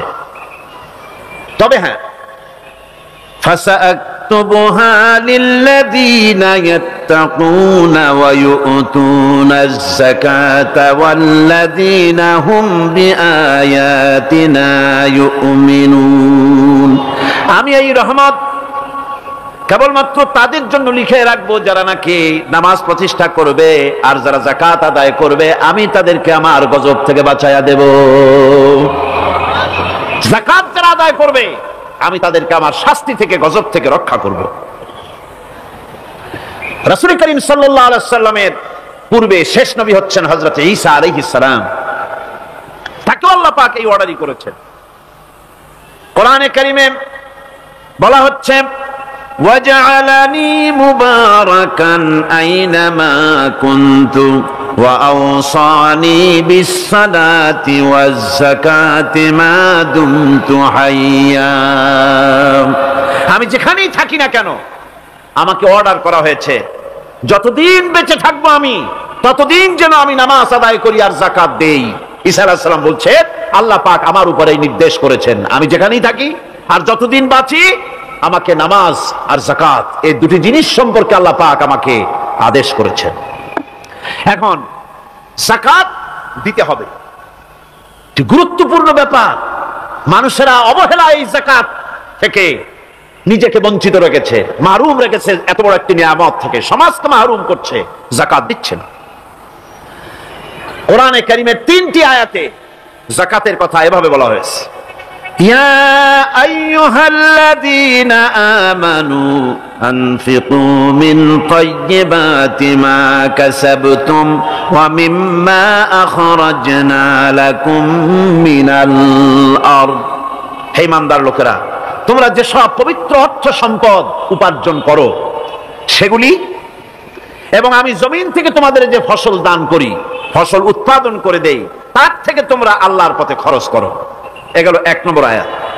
2 নম্বর, প্রথম আয়াত বলা হয়েছে সূরা বাকারায়, আর সূরা আনআমে বলা হচ্ছে, কুলু মিন সামারিহি ইযা আসমারা ওয়া আতু হাক্কাহু ইয়াওমা হাসাদিহি। তার উৎপাদিত ফল ফসল তোমরা খাও, আর ফসলের একটি অংশ ফসল কাটার দিনেই আল্লাহর হকটা, আল্লাহর অধিকারটা আদায় করে দাও। যেদিন তোমরা ফসল কাটবে সেদিনই এই অধিকারটা আদায় করে দাও। এই যে একটা ফরজ, এই ফরজটা মুসলমানেরা বেমালুম ভুলে গিয়েছে। ফসলের যাকাত তারা দেয় না। ফসলের যাকাতকে বলা হয় ওশর। কি বলা হয়? ওশর। এই ওশর এখন যদি আপনি গ্রামে গিয়া কোন শিক্ষিত লোককে যদি জিজ্ঞেস করেন ভাই ওসর কি চেনো, সে বলবে ভাই ওসর এটা কি জাতীয় প্রাণী, সারপোকা না তেলাপোকা না আরশোলা, আমি তো নাম টাম তেমন শুনি টুনি নাই, বুঝবি না ওসরটা কি জিনিস। অথচ নামাজ রোজার মতোই ফরজ ওসর আদায় করা। কবে আদায় করবেন? যেদিন আপনি ফসল কাটবেন সেই দিনই ওসর আদায় করে দিবেন। পরিমাণটা কি হবে? পরিমাণ হবে আকাশের বৃষ্টির পানি দিয়ে, আকাশের বৃষ্টির পানি দিয়া যদি ফসল হয় তাহলে দিবেন 10 ভাগের 1 ভাগ। 10 মন যদি ধান হয়, গম হয়, ডাল হয়, 1 মন আল্লাহর অধিকার আদায় করে দিবেন। অধিকারটা কার? আল্লাহ কি করবে দিয়া? আল্লাহর অধিকার মানে গরিবের অধিকার, গরিবের হক, এই অধিকারটা আদায় করে দাও। 10 মন হলে কয় মন? কি হলে? যদি আকাশের বৃষ্টির পানিতে হয়। আর যদি আপনার সেচের মাধ্যমে হয়, সেচ পরিকল্পনার মাধ্যমে পয়সা খরচ করে পেট্রোল ডিজেল লাগায়া ইঞ্জিন চালাইয়া পানি উঠাইয়া কষ্ট করে ফসল ফলাইছেন, তাহলে আল্লাহ পাক বলছেন 10 মনে 1 মন দেওয়া লাগবে না, তোমার খরচ হয়েছে বেশি। বান্দারে, তোমার উপরে আল্লাহ পাক জুলুম করবেন না, এবার 20 মন হলে তার থেকে 1 মন দিও। সুবহানাল্লাহ। ওয়ামাল্লাহু বিযাল্লামিন লিল আবিদ। আল্লাহ রাব্বুল আলামিন তার বান্দার উপরে জুলুম করেন না। সুবহানাল্লাহ। এইভাবে করে ওসরের যাকাতটা তোমরা ঠিকমতো আদায় করে দিও। ওসরটা দিও, ফসলের ওসর দিও আর টাকার যাকাত দিয়ে দিও। যারা এটা দিবে না তাদের সম্পর্কে আল্লাহ পাক সূরা তওবার ভিতরে বলেছেন, ওয়াল্লাযীনা ইয়াকনিজুনা আয-যাহাবা ওয়াল ফিদ্দাতা ওয়া লা ইউনফিকুনাহা ফী সাবিলিল্লাহি ফাবাশশিরহুম বিআযাবিন আলীম। যারা নাকি স্বর্ণ এবং রৌপ্যকে সঞ্চয় করে, জমা করে, ওয়ালা ইউনফিকুনাহা ফী সাবিলিল্লাহ, আর আল্লাহর রাস্তায় তা খরচ করে না, ফাবাশশিরহুম বিআযাবিন আলীম, তাদেরকে কঠিন পীড়াদায়ক শাস্তির সুসংবাদ দাও। পীড়াদায়ক শাস্তির কি দাও? শাস্তির কি সুসংবাদ হয় নাকি? কত উচিত ছিল সেই শাস্তির দুঃসংবাদ শোনাও না, আল্লাহ বলছেন সুসংবাদ শোনাও। এটার দৃষ্টান্তটা আমার ভাষায় আমি মানুষকে এভাবে বুঝাই। ছেলে খুব দুষ্ট, দুষ্টামির ঠেলায় অস্থির, তার মা মোটেই সামলাতে পারছে না। তখন মা বলে, বেটা আমার কথা তো শুনলি না, তোর বাবা আসুক, তারপরে আমি তারে নালিশ করব। এমন পিট্টি দেবে, মজা টের পাবি তখন। পিট্টি দিলে কি মজা লাগে নাকি? তার মানে শাস্তির তীব্রতা বুঝাবার জন্য বলা হচ্ছে, মজাটা টের পাবা। আল্লাহ রাব্বুল আলামিন বলছেন, কঠিন পীড়াদায়ক শাস্তির সুসংবাদ ওদের দাও, সোনা রূপা যারা জমা করে রাখে, যাকাত দেয় না, আল্লাহর রাস্তায় খরচ করে না। সোনা এখন পুরুষেরাও ব্যবহার করা আরম্ভ করছে। অবশ্য চিটাগং এ এমন কাম শুরু হয় নাই। ছাত্র, শিক্ষক, অফিসার গলায় একটা সোনার চেন, শীতের দিনেও সামনের বোতাম খুলে রাখে যাতে চেনটা সকলে দেখে। মিয়া সাহেব, এটা সোনার চেন না, জাহান্নামের আগুনের শিকল পড়েছ। পুরুষের জন্য এক রত্তি সোনাও হারাম। তোমার শরীরের সৌন্দর্য বাড়াবার জন্য স্বর্ণ ব্যবহার করতে পারবে না। স্বর্ণ রৌপ্য জমা করলো আর আল্লাহর রাস্তায় খরচ করলো না। রব্বুল আলামিন বলেন, ইয়াউমা ইউহমা আলাইহা ফি নারি জাহান্নামা ফাতুকওয়া বিহা জিবাহুহুম ওয়া জুনুবুহুম ওয়া যুহুরুহুম। একদিন আসবে এমন যেদিন এই সঞ্চিত ধনরাশি, সোনা দানাগুলি জাহান্নামের আগুন দিয়ে জ্বালানো হবে। আর জাহান্নামের আগুন দিয়ে জ্বালায়া এইগুলি দিয়ে তার পিঠের উপরে আর পাঁজরে সিল মারা হবে জাহান্নামের আগুন দিয়া। বলা হবে, হাদা মা কানাজতুম লিআনফুসিকুম ফাযুকু মা কুনতুম তাকনিজুন। মজা চাখো, স্বাদ গ্রহণ করো, এ হলো তোমার সেই সঞ্চিত সম্পদ, সঞ্চিত ধনরাশি যা তুমি জমা করেছো আর আল্লাহর রাস্তায় খরচ করনি। এখন এর শাস্তি গ্রহণ করো। সুতরাং সঞ্চয় করা মাল জমা করা এক শ্রেণীর লোক আছে। আল্লাহ পাক বলছেন আল্লাযী জামা মালান ওয়া আদ্দাদা, মাল জমা করে আর মোছে তেল মাখে। টেলিফোন করে, হ্যালো সোনালী ব্যাংকের ম্যানেজার সাহেব নাকি? বলে হ্যাঁ, দেখুন তো আমার ব্যালেন্সটা কত। উনি বললেন, বল্টু সাহেব আপনার ব্যালেন্স হচ্ছে 50,77,372 টাকা 79 পয়সা। তখন মোজ ঘষে, আতর লাগায়, তেল মাখে, আর মনে মনে আনন্দ হয়, আরো কিছু জমা করতে পারলেই তো কোটির কোটায় পৌঁছে যাব। আল্লাযী জামা মালান ওয়া আদ্দাদা, মাল জমা করে আর গুনতে থাকে, আল্লাহর রাস্তায় খরচ করে না। আল্লাহ রাব্বুল আলামিন বলছেন খুয মিন আমওয়ালিহিম সাদাকাতান তুতাহহিরুহুম ওয়া তুযাক্কিহিম বিহা, তাদের অর্থ সম্পদ থেকে যাকাত উসুল করে তাদেরকে পবিত্র করে দাও। যাকাত আদায় করার মানেই হলো তার সম্পদগুলি পাক হয়ে গেল। কোন আলহামদুলিল্লাহ, সম্পদ পাক হয়ে গেল, পবিত্র হয়ে গেল। আর যেই সম্পদের যাকাত দেওয়া হয় না, আল্লাহর রাস্তায় খরচ করা হয় না, তা সম্পূর্ণরূপে অপবিত্র, নাপাক। কি পরিমাণ সম্পদের নিসাবটা কেমন হবে? নিসাব হবে 52.5 তোলা রৌপ্য যদি আপনার কাছে থাকে, আপনি বাজার দর হিসাবে যাকাত দিবেন। স্বর্ণ 7.5 তোলা পর্যন্ত যদি হয়ে যায়, তাহলে অবশ্যই বাজার দর হিসাবে প্রতি বছর তার যাকাত দিবেন।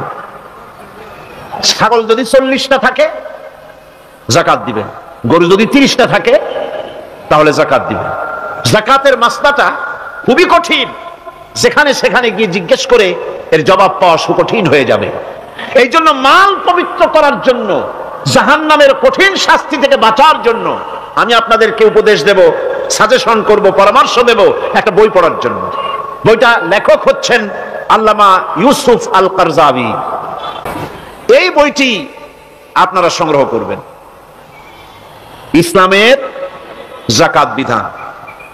বইটি আপনারা সংগ্রহ করবেন মনে করে। বই আপনাদের ঠকাবে না, বই আপনাদেরকে দেউলিয়া করবে না। বই কিনবেন, ভালো হবে, নিজের জ্ঞান সমৃদ্ধ হবে, হক এবং বাতিলের পার্থক্য বুঝতে পারবেন।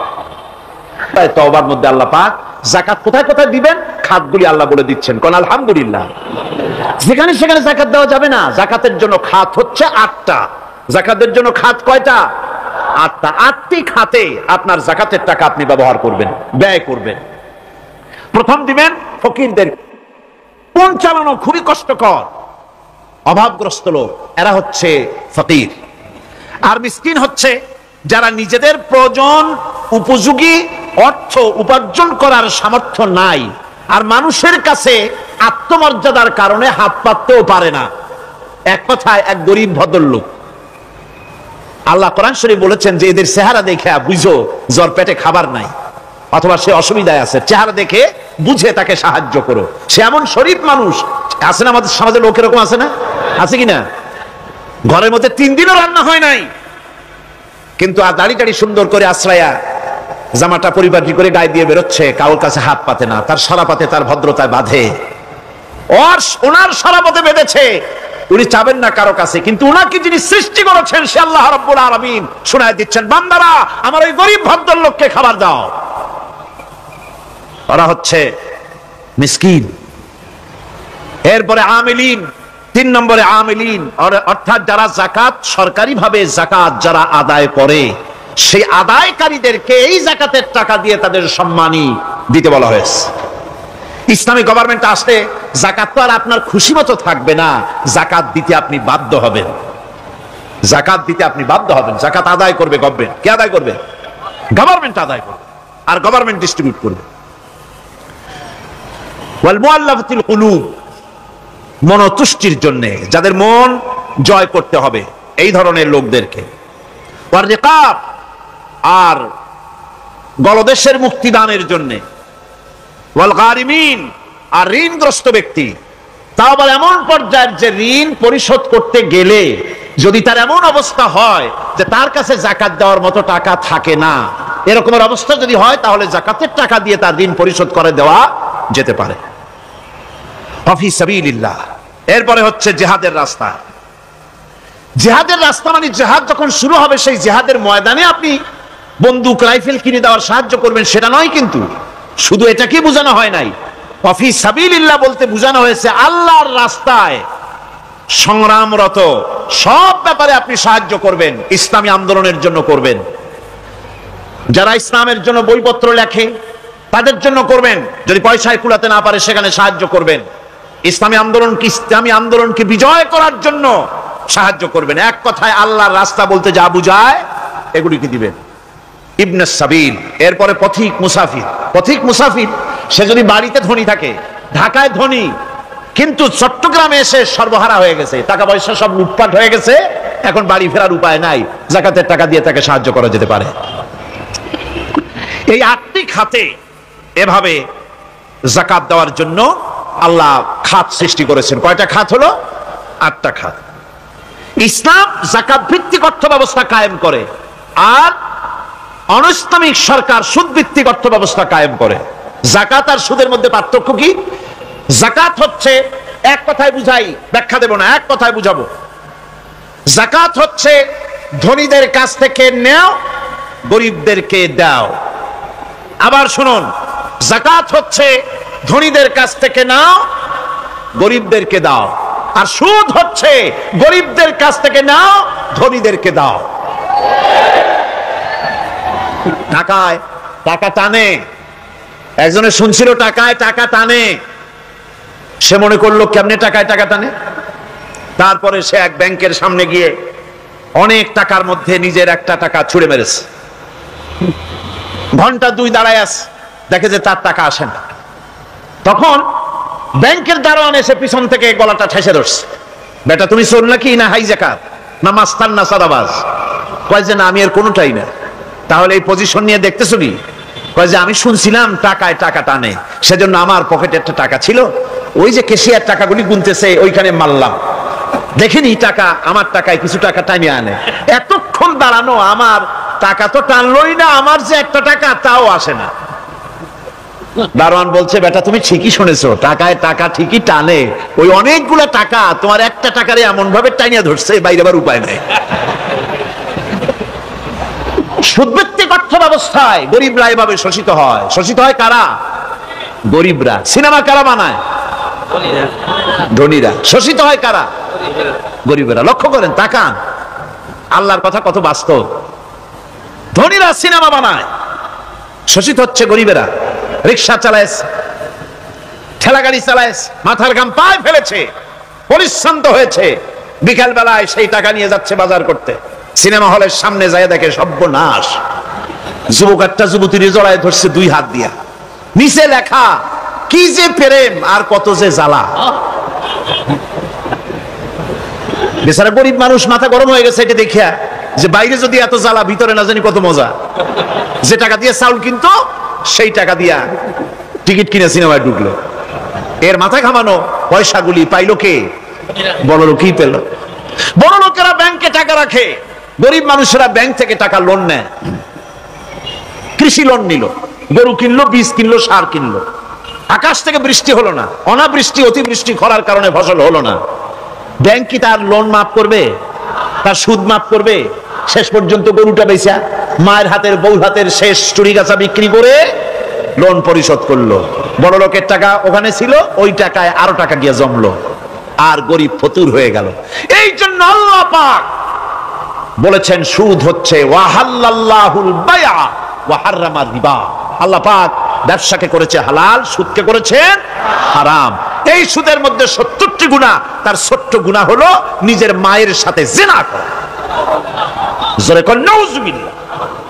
মায়ের সাথে জিনা করার চাইতেও নিকৃষ্ট, এটা হলো ছোট গুনাহ। টের পাইছেন? এটি হলো ছোট গুনাহ। তাহলে বড় গুনাহ কি? বড় গুনাহ হচ্ছে আল্লাহ আর তার রাসূলের সাথে যুদ্ধ করা। নাউজুবিল্লাহ পড়ে। সুতরাং এই সুদ ভিত্তিক অর্থ ব্যবস্থার, এই সুদ ভিত্তিক অর্থ ব্যবস্থাকে নির্মূল করে দিয়ে ইসলাম যাকাত ভিত্তিক অর্থ ব্যবস্থা কায়েম করেছিল, যার ফলে মানুষ খেয়ে পরে সুখে শান্তিতে বসবাস করেছে, চুরি নাই, ডাকাতি নাই, জেনা নাই, ব্যভিচার নাই, হত্যা নাই, ধর্ষণ নাই। এমন এক সময় এসেছিল কোরআনে কারিমের বরকতে, যাকাত ভিত্তিক অর্থনীতির বরকতে, এমন এক সময় এসেছিল ময়দানে ঢোল পিটানো হতো বাজারে বাজারে, যাকাত কে নেবে, যাকাত কে নেবে, যাকাত কে নেবে। একজন মানুষও খুঁজে পাওয়া যায় নাই যে বলবে যাকাত আমার দরকার। গল্প করলাম? এটা কি গল্প? এটা বাস্তব। হযরত ওমর বিন আব্দুল আজিজ রাহমাতুল্লাহ আলাইহির জামানায় সাদকার টাকা নিয়ে 3টি দিন একজন ঘুরেছেন গ্রামে গ্রামে, ময়দানে ময়দানে। একটা গরিব খুঁজতেছেন সদকার টাকা দেবে, গরিব খুঁজে পাওয়া যায় না। ক্লান্ত শ্রান্ত হয়ে মরুদ্যানের ভিতরে আরাম করতেছেন, এমন সময় দেখতে পেলেন সেখানে আরেকটা লোক আসছে, ধুলা মলিন বড় একটা বস্কা তার সাথে। এই লোকটি তার কাছে গিয়ে বলছে, ভাই আল্লাহ আপনারে আমারে মিলাই দিছে, 3 দিন পর্যন্ত ঘুরেছি কিছু সদকার টাকা নিয়ে, এত বড় দেশের এত জায়গা ঘুরলাম, একটা গরিব পাই নাই যে তারে দেব, আল্লাহ আপনারে মিলাই দিছে, নেন এই টাকাগুলা। কয় যে তোমার মাথা খারাপ না স্ক্রু ঢিলা? তুমি কি মনে করছো আমার এই বস্কার মধ্যে ছেঁড়া খাতা?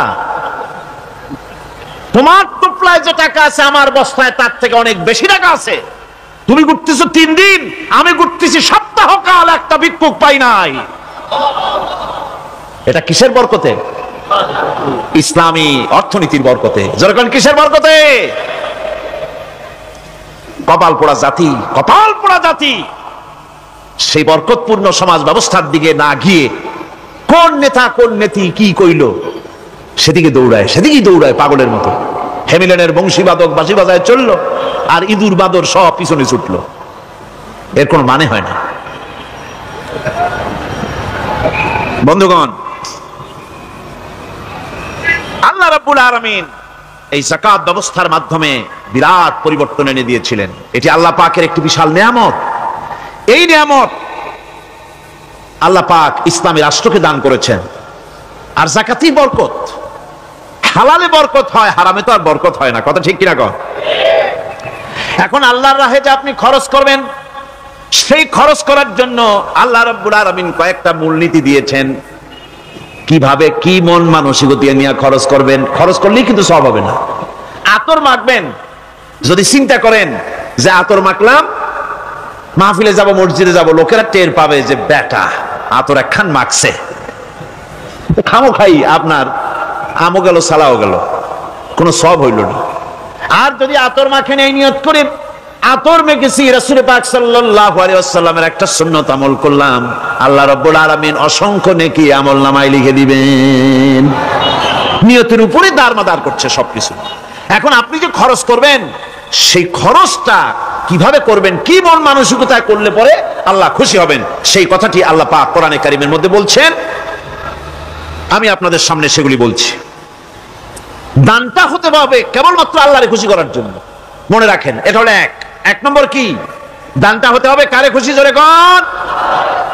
আল্লাহ পাক বলছেন, ওমা তুনফিকুনা ইল্লা ইবতিগা ওয়াজহিল্লাহ, তোমরা যা কিছু খরচ করো তাতে আল্লাহর সন্তুষ্টি লাভ করা ছাড়া মনের মধ্যে অন্য কিছু যেন লক্ষ্য না থাকে। শুধুমাত্র আল্লাহর সন্তুষ্টি মনের মধ্যে তোমরা রাখবে। আর কাউকে কোনো জিনিস দিয়ে তার কাছে অনুগ্রহ প্রকাশ করতে পারবে না। আমি তোমার এই উপকার করছিলাম, তুমি নেমক হারামের মতো আজ কথা বলো, এরকম বলে না। কাউকে কিছু দিয়ে অনুগ্রহ প্রকাশ করবে না, তার মনে ব্যথা দিবা না। الذين ينفقون أموالهم في سبيل الله ثم لا يتبعون ما أنفقوا منا ولا أذى, যারা আল্লাহর পথে খরচ করে এবং খরচ করার পর নিজের অনুগ্রহ প্রকাশ করে না এবং কাউকেও মনোকষ্ট দেয় না, টাকা দিয়া খোটা দিল না, মনেও কষ্ট দিল না, তাদের জন্য পুরস্কারটা কি শুনুন। আল্লাহ পাক বলেন পুরস্কার হচ্ছে লাহুম আজরুহুম ইনদা রাব্বিহিম ওয়ালা খাউফুন আলাইহিম ওয়ালা হুম ইয়াহজানুন, ওদের জন্য তার পরওয়ারদিগারের কাছে রয়েছে বিরাট পুরস্কার, আজরে আজিম। এদের জন্য কোনো ভয় নাই, কোনো চিন্তাও নাই, কিয়ামতে ডাইরেক্ট জান্নাতে চলে যাবে। সুবহানাল্লাহ। দানের এত ফজিলত যা ভাই আমি বলে শেষ করতে পারবো না, এত ফজিলত আল্লাহ দানের মধ্যে রেখেছেন। ত্যাগেই তো শান্তি, ভোগে শান্তি নাই। মজা কিসে? যারা কন্যা মজা কিসে? ত্যাগের ভিতরেই মজা। এরপরে আল্লাহ পাক বলছেন আল্লাহর পথে 3 নম্বরে হতেছে আল্লাহর পথে যা খরচ করবা বেছে বেছে ভালো জিনিসটা দিও, বাইসা বাইসা ছেঁড়া জামাটা দিও না। পকেটে হাত দিয়া দান করবে, পকেটে হাত দিয়া হাত আর বাইর করে না। কারণ কি?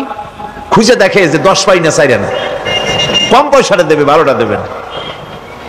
টাকা বের করে ওর মধ্যে ময়লা পচা গন্ধ লাগে, ওইটা দান করবে, আর টাটকা টাকাটা পকেটে রেখে দেবে।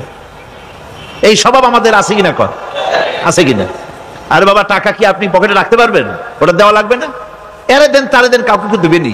আমাদের এই বদভ্যাস আল্লাহ আমাদেরকে মাফ করুন। কোন আমিন বলেন। আমিন। দান করার সময় বেছে বেছে খারাপটা দিও না, ছেঁড়া কাপড়টা দিও না, অখাদ্য কুখাদ্য দান করো না।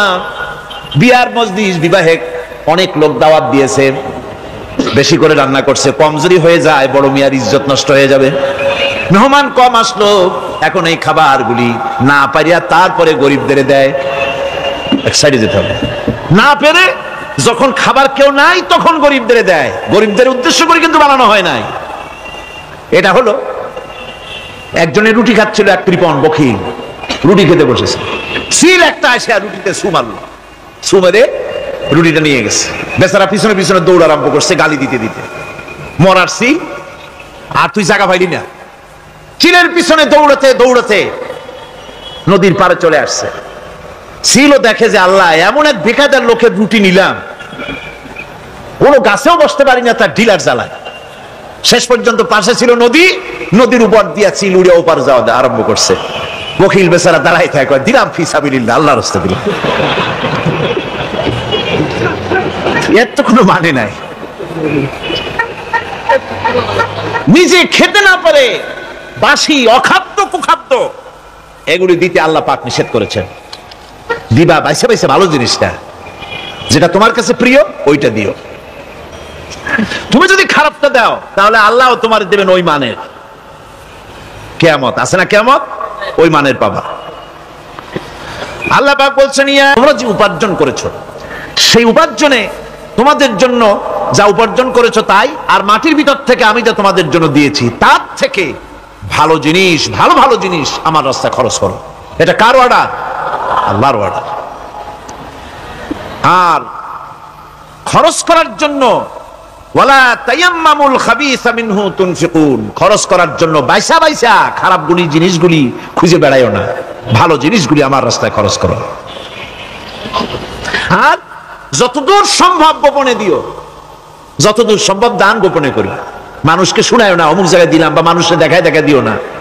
কোন কোন শহর আছে কোরবানির সময় বিরাট গরু কেনা হয়, সেই গরুর গলায় মালা দিয়া তারপরে শহরের রাস্তায় রাস্তায় ঘুরানো হয়, অমুক মিয়া সাহেব এই গরুটা কোরবানি করবে।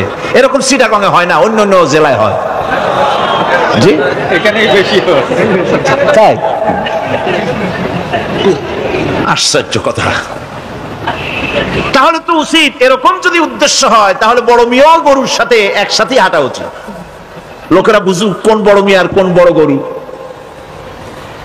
আপনি এটা করলেন কি জন্যে? এই কাজটা তো নিন্দনীয় কাজ। আর প্রতিযোগিতামূলক কোরবানি করা, প্রতিযোগিতামূলক 35,000 টাকার গরু কোরবানি করা হলো, মানে নাই। মানুষকে শুনাইয়া, মানুষকে দেখাইয়া যদি করা হয় কোনো ফল পাওয়া যাবে না। আমার বন্ধুগণ, আল্লাহ রাব্বুল আলামিন বলছেন, মানুষকে দেখাবার জন্য দান সদকা করো না। ইন তুবদুস সাদাকাতি ফানি'ম্মা হিয়া ওয়া ইন তুখফুহা ওয়া তু'তুহাল ফুকারা ফাহুয়া খায়রুল লাকুম ওয়া ইউকাফিরু আনকুম মিন সাইয়্যাতিকুম। প্রকাশ্যভাবে খরচ করলে তা ভালো। আল্লাহ পাক বলছেন প্রকাশ্যভাবে খরচ করলে তা ভালো, কিন্তু গোপনে দান করা সবথেকে উত্তম। তবে প্রকাশ্যে দান করতে গিয়ে যদি এটা এই জন্য হয় যে আমি দিলে পরে আরো একজন উৎসাহিত হয়ে দেবে, সমাজ কল্যাণ পরিষদের এত বড় বিশাল মাহফিল, 16 লক্ষ টাকা খরচ হবে, দিলাম আমি 1 লাখ টাকা। এটা শুনাইয়া বলার পর আমার কথা শুনিয়া আরো যাদের টাকা আছে তারা হয়তো 2 লাখ দেবে, এই চিন্তা করে যদি তারগিবের জন্য, উৎসাহ প্রদানের জন্য, ইন্সপিরেশনের জন্য যদি হয়, এই নিয়ত হলে ক্ষতি নেই। কিন্তু সর্বাবস্থায় দানটা গোপন হয় ভালো। আল্লাহ পাক বলেন, গোপনে যদি তুমি দান করো তাহলে আমি রব্বুল আলামিন ওই গোপন দানের বিনিময়ে তোমার সমস্ত গোপনীয় গুনাহগুলি আমি রব্বুল আলামিন মাফ করে দেব। তোমার গোপন গুনাহগুলি মাফ করে দেব।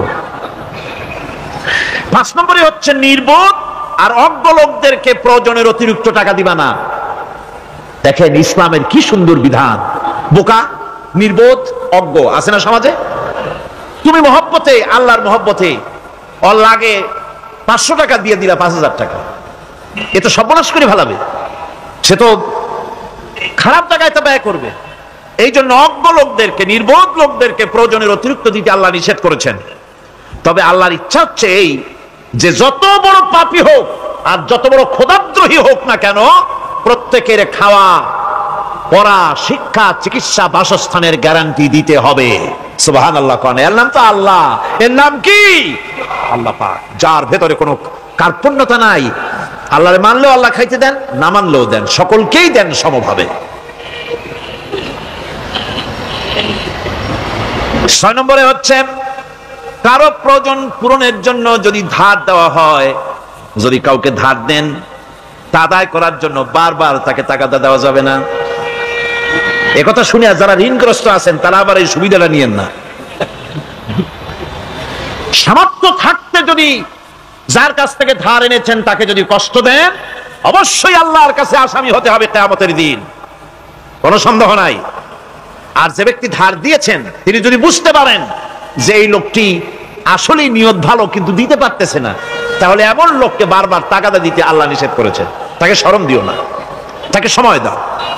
وَإِنْ كَانَ ذُو عُسْرَةٍ فَنَذِرَةٌ إِلَى مَيْسَرَةٍ وَأَنْ تَصَدَّقُوا خَيْرٌ لَكُمْ إِنْ كُنتُمْ تَعْلَمُونَ। ঋণগ্রস্ত ব্যক্তির আর্থিক অবস্থা খারাপ হলে সচ্ছল হওয়া পর্যন্ত তাকে সময় দাও, আর তাকে যদি ক্ষমা করে দিতে পারো সেটা তো অনেক ভালো কথা। আল্লাহ তোমার প্রতি রহম করবেন। যদি ক্ষমার তাকে যদি সে দিতেই পারবে না এমন অবস্থা যদি হয়, তাহলে তাকে তুমি ক্ষমা করে দিও। কিছু সংখ্যক লোক আছে যারা ধার নিয়ে আসলে ফাঁকি দিতে চায়, আছেন এমন সমাজে না? নাই? কিছু লোক আছে ধার নেয়, ভাই দেব 1 মাসের মধ্যে, কোনো সন্দেহ নাই। 6 মাস যায় তারপরেও দেয় না, অন্য কাজ করে, মিটাই, অন্য কাজ মিটায়, কিন্তু এর টাকা পরিশোধ করে না। এরকম লোকও আছে, তারা আল্লাহর কাছে দায়ী হবে। একবার পত্রিকা দেখেছিলাম, কার বাড়িতে কার্টুন দিয়েছে, বাড়িতে বিরাট সাইনবোর্ড লাগাইছে, কুকুর হইতে সাবধান। তার বন্ধু বলছে, ভাই তুমি কুকুর কিনলে কবে? কয় যে না, কুকুর কিনি নাই, সাইনবোর্ড লাগাইছি পাওনাদারদেরকে ঠেকাবার জন্য, যাতে সহজে বাড়ির মধ্যে না ঢোকে। তো এই চালাকিটা আর কেউ বুঝুক আর না বুঝুক, আল্লাহ পাক তো খুব ভালো করেই বোঝেন। 7 নম্বরের কথা হলো দান করার ব্যাপারে, যে আপনি দান করতে করতে যা আছে সব ফতুর করে ফেলাবেন, এটা কিন্তু ইসলাম চায় না। আপনার সন্তান সন্ততিকে বঞ্চিত করে, স্ত্রী পুত্রকে বঞ্চিত করে সমানে দান করবেন, ঘরে না খায়া থাকবেন, এই অবস্থা যেন না হয়। খরচ করবেন কি? আল্লাহ পাক বলছেন, وَيَسْأَلُونَكَ مَاذَا يُنْفِقُونَ قُلِ الْعَفْوَ। নবী আপনাকে প্রশ্ন করা হয় কি খরচ করব? আপনি বলুন প্রয়োজনের অতিরিক্ত জিনিস যেটা আছে সেটাই আল্লাহর জন্য খরচ করে দাও। তোমার প্রয়োজন যখন মিটে গেছে, ব্যাংকের মধ্যে অসংখ্য টাকা জমা রাখা খালি গুনতেছে বসে বসে, তা না করে অভাবগ্রস্ত মানুষদের প্রয়োজন মিটাও। খরচ করার ভিতরে আর খরচ না করার ভিতরে ভারসাম্য রক্ষা করতে হবে। ولا تجعل يدك مغلولة إلى عنقك ولا تبسطها كل البسط فتقعد ملوما محسورا। তোমাদের দানের হাত গুটায় একেবারে গলার সাথে বেঁধে রেখো না, আবার এমন বেশি ছেড়েও দিও না, কারণ এর ফলে তোমাকে অনুতপ্ত হওয়া লাগতে পারে। কার্পণ্যতাও না হয়, আর দ্বিতীয় জমের মতো দিয়ে সব ফতুরু না হয়ে যাও। দুটোর মধ্যে ব্যালেন্স হতে হবে। আর 8 নম্বরে কথা হচ্ছে যে এই দানের উপযুক্ত কারা। আপনি তো যাকাত দিবেন কাদের, সে কথা আল্লাহ বলে দিয়েছেন, আগে বলা হয়েছে না? কয়টা খাতে দিবেন? মাশাআল্লাহ, মনে আছে আপনাদের। আর এমনি সাধারণ দান সাদকা কাদেরকে দিবেন, উপযুক্ত পাত্র কারা, তার একটা লিস্ট আল্লাহ দিচ্ছেন। وبالوالدين إحسانا وبذي القربى واليتامى والمساكين والجار ذي القربى। নিজের পিতামাতা, নিকট আত্মীয়, ইয়াতীম, মিসকিন এবং আত্মীয় প্রতিবেশী তাদেরকে দিবে। আমি কিন্তু এখন যাকাতের কথা বলছি না, মা বাপকে যাকাত দেওয়া যাবে না। এটা হচ্ছে দান, সহযোগিতা করা, ইহসান করা। এই ইহসান মা বাপকে, প্রতিবেশী আত্মীয় যারা, মিসকিন যারা, এতিম যারা, অনাত্মীয় প্রতিবেশী যারা, চলার সাথী, প্রবাসী এবং নিজের চাকর চাকরানি যা কিছু আছে, এই সকলকেই এই সাহায্য করতে হবে, এ কথা আল্লাহ বলে দিয়েছেন। এবং আমরা যে আয়াত আলোচনা করতেছি সে আয়াতের ভিতরেও এই ফিরিস্তি আল্লাহ পাক বলে দিয়েছেন। আল্লাহর রাস্তায় যারা দান করবে তাদের সম্পর্কে আল্লাহ বলছেন এখন, مثل الذين ينفقون أموالهم في سبيل الله كمثل حبة। আল্লাহর রাস্তায় খরচ করা এর দৃষ্টান্ত হলো একটা দানার মতো, যেই দানাটা থেকে 7টা ডাল বেরিয়ে গেল। ফি কুল্লি সুমবালাতিন মিআতু হাব্বা, একটা দানা থেকে 7টা ডাল বেরোলো, এক একটা ডালে 100 করে দানা হলো, সব মিলাইয়া 700 দানা হয়ে গেল। আল্লাহ পাক বলেন এই পৃথিবীতে একটা দানায় 700 দানা যে আল্লাহ রাব্বুল আলামিন তোমার হাতে ধরায় দিলেন, সে আল্লাহ পাকের ব্যাংকে যদি টাকা জমা রাখো, আল্লাহর রাস্তায় যদি খরচ করো, 700 গুণ বাড়াইয়া আল্লাহ তোমার হাতে ধরাইয়া দিবেন। আল্লাহু ইউদাইফু লিমান ইয়াশা, আর আল্লাহ ইচ্ছে করলে এর থেকেও বেশি তোমাকে দান করবেন। সুবহানাল্লাহ, কোন জোরে। বন্ধুগণ, এখনই মোনাজাত হবে, এখনই মোনাজাত হবে। মোনাজাতের আগে যে কথাটি বলতে চাই, যে বিষয়ের উপরে আজকে আলোচনা আসছে, দান, আল্লাহ রাস্তায় খরচ করা আর যাকাত আদায় করা, এই বিষয়ের উপরে দীর্ঘ সময় আমরা আলোচনা করেছি। গতকাল হযরত মাওলানা শামসুদ্দিন সাহেব, আল্লাহ পাক তাকে হায়াত দিন, আল্লাহ পাক তাকে সুস্থ করুন, সবাই বলি আমিন। তিনি যে আরজ পেশ করছিলেন আপনাদের খেদমতে, এত বড় বিশাল মাহফিল আর 16.5 লক্ষ টাকার বাজেট, কম কথা নয়। কিন্তু আমি জানি চিটাগংয়ে এমন লোকও আছে যারা একজনই মাহফিলের খরচ দিয়ে দিতে পারে, আছে না? আল্লাহ যেন তাদের দিল নরম করে দেয়। এখন ওনারা কবে দিবেন আর না দিবেন সেটা পরের কথা। যারা আমরা এসেছি সকলেই যেন অংশগ্রহণ করতে পারি, আল্লাহ যেন তৌফিক দেন, জোরে কোন আমিন। যাওয়ার সময় দানের যে সমস্ত জায়গা আছে, চাদর আছে, ড্রাম আছে, টিন আছে, ব্যাজধারী লোকেরা যেখানে যেখানে এই সমস্ত জিনিস নিয়ে আছে, আপনারা যাওয়ার সময় অবশ্যই দিল খুলে আল্লাহর রাস্তায় দান করে যাবেন। এই দান শুধু আপনি দিচ্ছেন আর আল্লাহ দেখছেন, ঠিক কিনা? এটা আল্লাহ এবং আপনার মধ্যে সীমাবদ্ধ। কত ছিল, কত দিবেন আর কত দিবেন, প্রত্যেক দিন নিয়ে আসবেন আর আল্লাহর রাস্তায় দিবেন। প্রত্যেক খামের গোড়ায় নাকি টিন আছে নাকি? আলহামদুলিল্লাহ, বিরাট খেদমত ওনারা করেছেন যাতে আপনাদের কষ্ট না হয়। প্রত্যেক খামের গোড়ায় টিন আছে, টিনের মধ্যে ফেলুন। মোনাজাতের পর যাওয়ার সময় আপনারা পয়সা করে দিয়ে যাবেন, মা বোনেরাও দিবেন, এবং আগামীকাল পরশুদিন আপনারা বেশি পরিমাণে নিয়ে আসবেন, যাতে করে এই ঋণ থেকে সমাজ কল্যাণ পরিষদ যেন মুক্ত হতে পারে। প্রতি বছর এই শানদার কোরআনের আজিম খেদমতের তৌফিক আল্লাহ যেন তাদের নির্দ্বিধায় নিশ্চিন্তায় যেন আল্লাহ করার তৌফিক তাদের দেন। সকলে কোন আমিন।